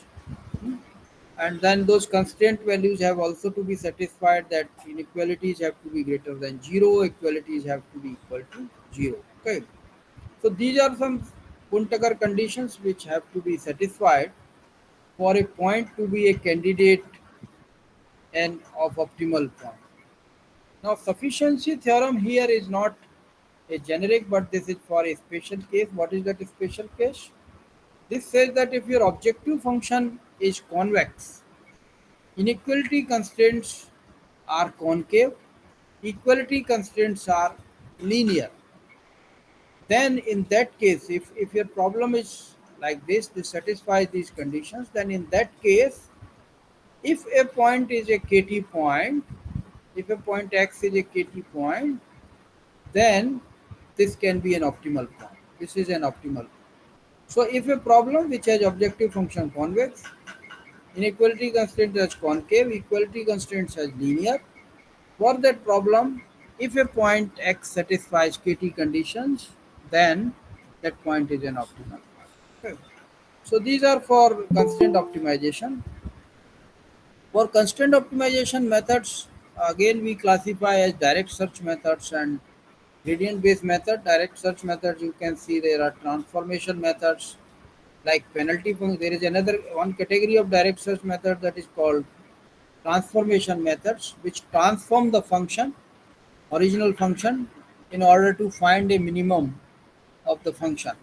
So these are two methods: penalty function method and method of multiplier. Then there is direct search method like variable elimination method, complex search method, and random search method. Hmm. And there are some gradient based methods like genetics feasible direction method, generalized reduced gradient method, and gradient projection method. Hmm. So, in case of uh, direct search method, very popular methods are transformation like penalty function method. These methods add a penalty term to the original function and then they try to minimize that transform function. So the function is transformed. This has a drawback that it takes a little more time to reach to optimum.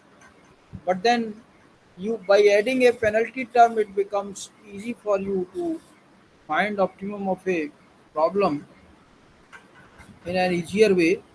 So here is this penalty function method algorithm that mm, you can see that this algorithm works like this. This starts with the initial point x0. You define a termination criteria epsilon as 0.001, then penalty term as this ohm, then penalty parameter r0, then set t equals to 0, and there's a parameter c.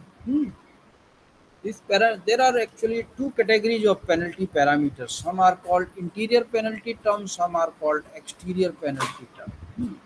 So exterior penalty terms, they will when you are doing your search, this penalty term is like you can assume like a small weight that we use in balancing.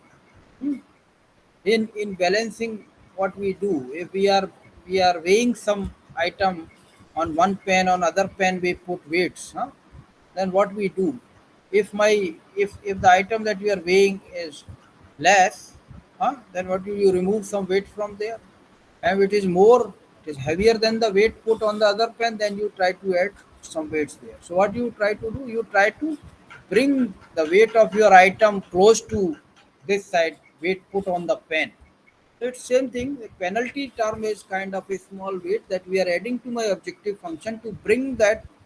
If I do a iteration in a penalty function method, and my function value goes beyond the constraints within which I am searching for an optimum, then by adding this penalty term, I always try to bring my function value within the constraint region so that I get a optimum point in the constraint region. Because any point which is not in the constraint region is infeasible point.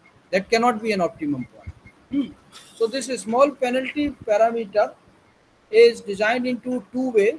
One are NLT and interior penalty terms, other one are called exterior penalty terms.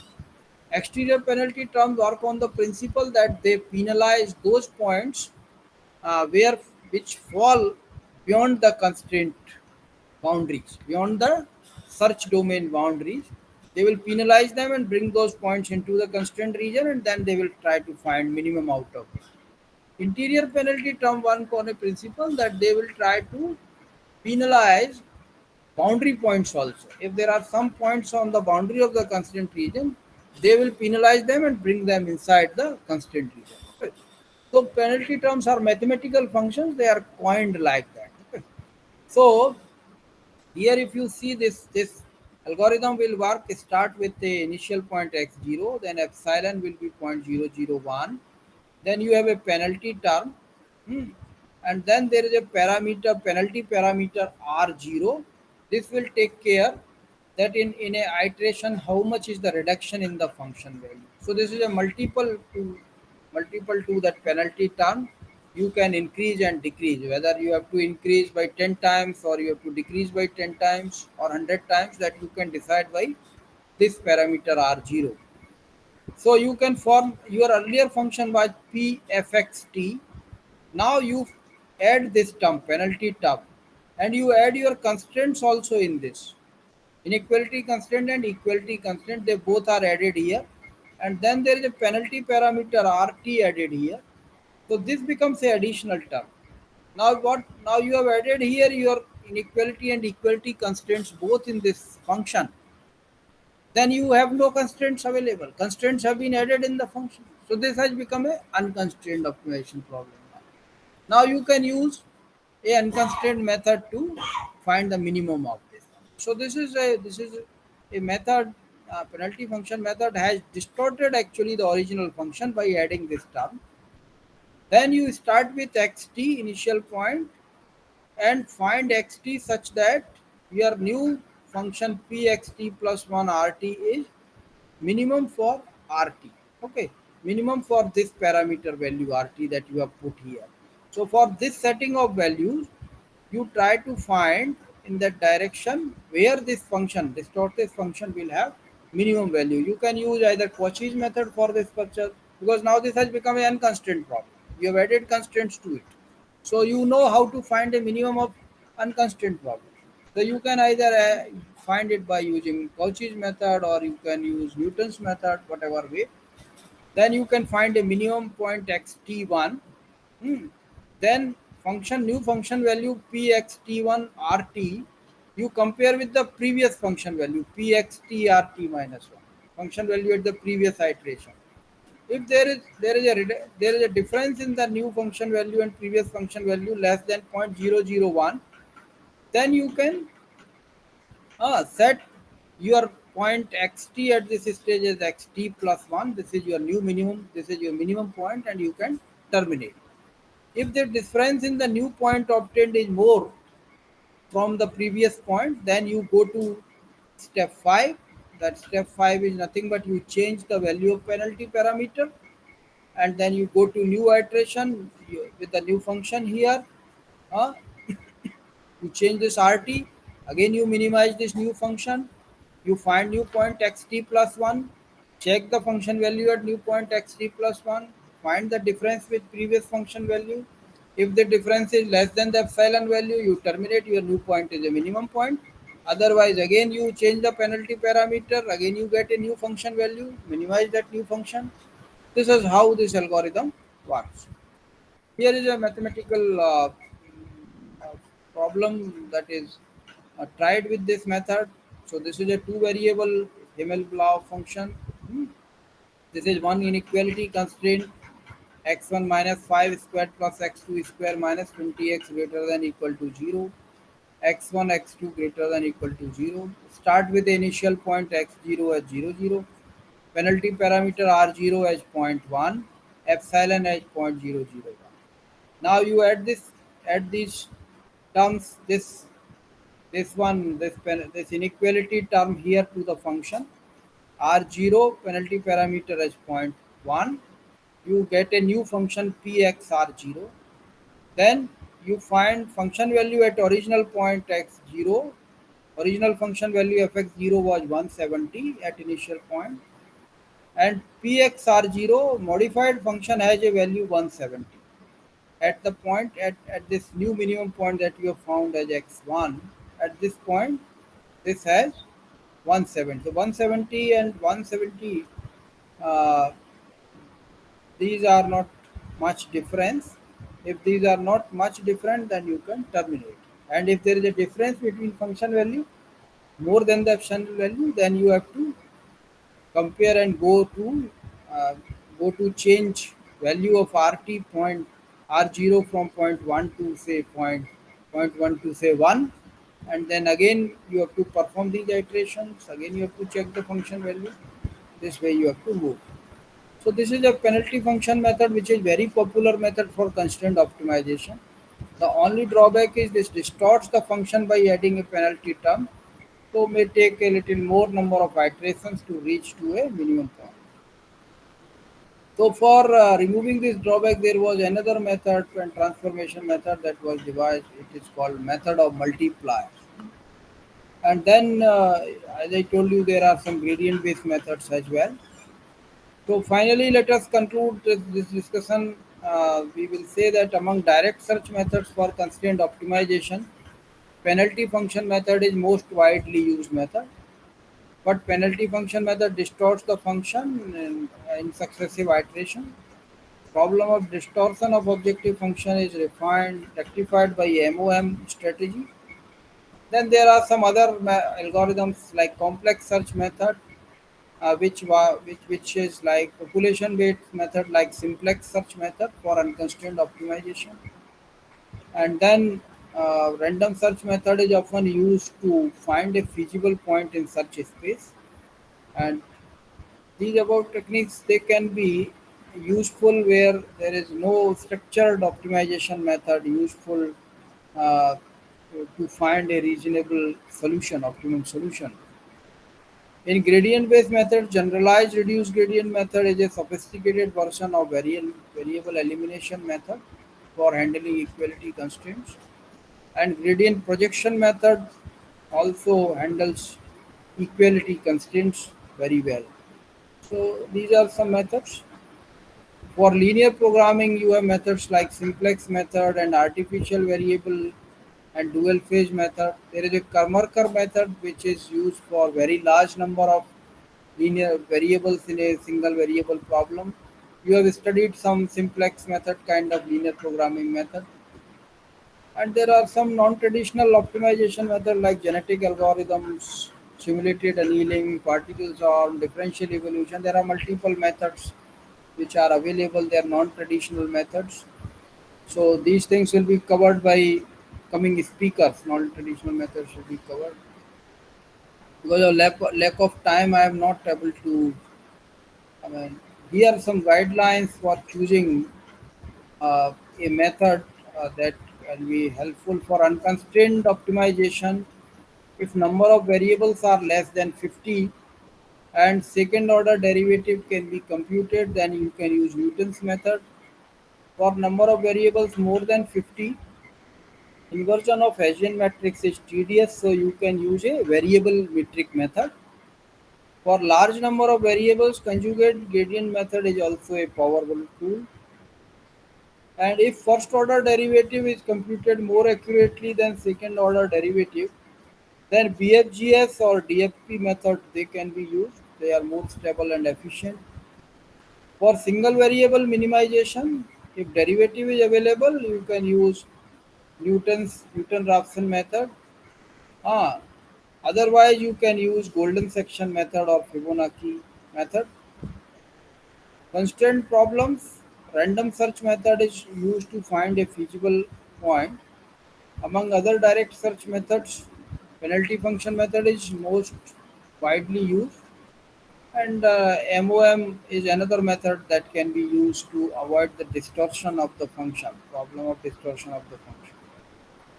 So these are some conclusions. With that, I conclude today here. Uh, I wanted to take some applications, but we'll see if I find time somewhere, some other time. I'll try to cover some more stuff in that. So today, this session, afternoon session, actually we have designed for a hands-on feeling, also hands-on experience as well. So in this session, we will take some application problems on different, which may be using readily available software. So that feel also should come. Readily available software means these softwares have already coded these algorithms and they have put a simple platform before you to be used. You need not, so that you need not to write a program using these methods on your own for a complex problem. For very complex problems, it will be difficult for you also to write that program. So they have readily available platform. You have to learn how to use that platform. So to give you that experience also, these hands-on sessions have been planned in afternoon. So today there will be a session taken by Mr. Gautam Acharji. He is an expert in software tools. He will help you. You can do hands-on exercise. You can learn. You can ask him with doubts if you have. The portion that I covered on that, if you have any doubts, you can ask me. Till now, is there any? Let me check if 34. The participants, if you have any query, then you can ask our expert.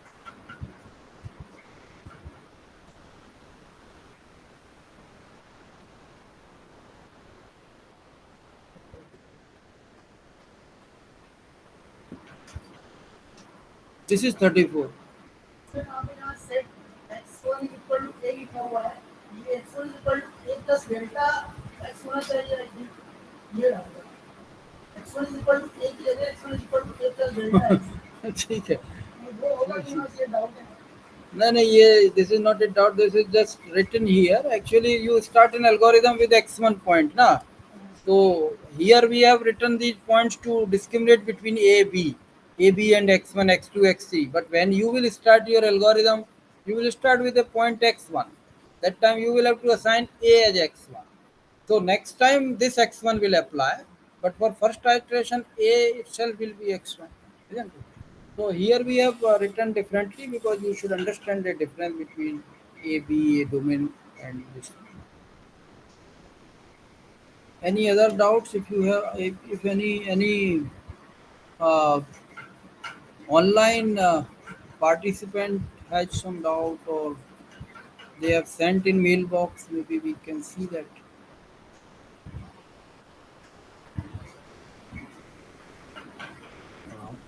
Online participants, if you have any doubt, please Okay. share your questions. So any online participant if has a doubt can ask or can send in message box. It will be answered.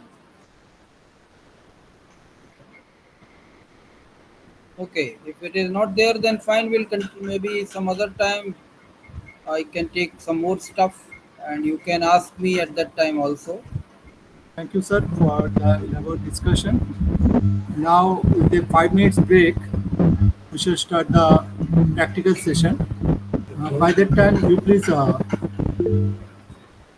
also check email ID. Yes, email ID we are sharing. Yes. By that time, you start the PC for the lab session with the answers.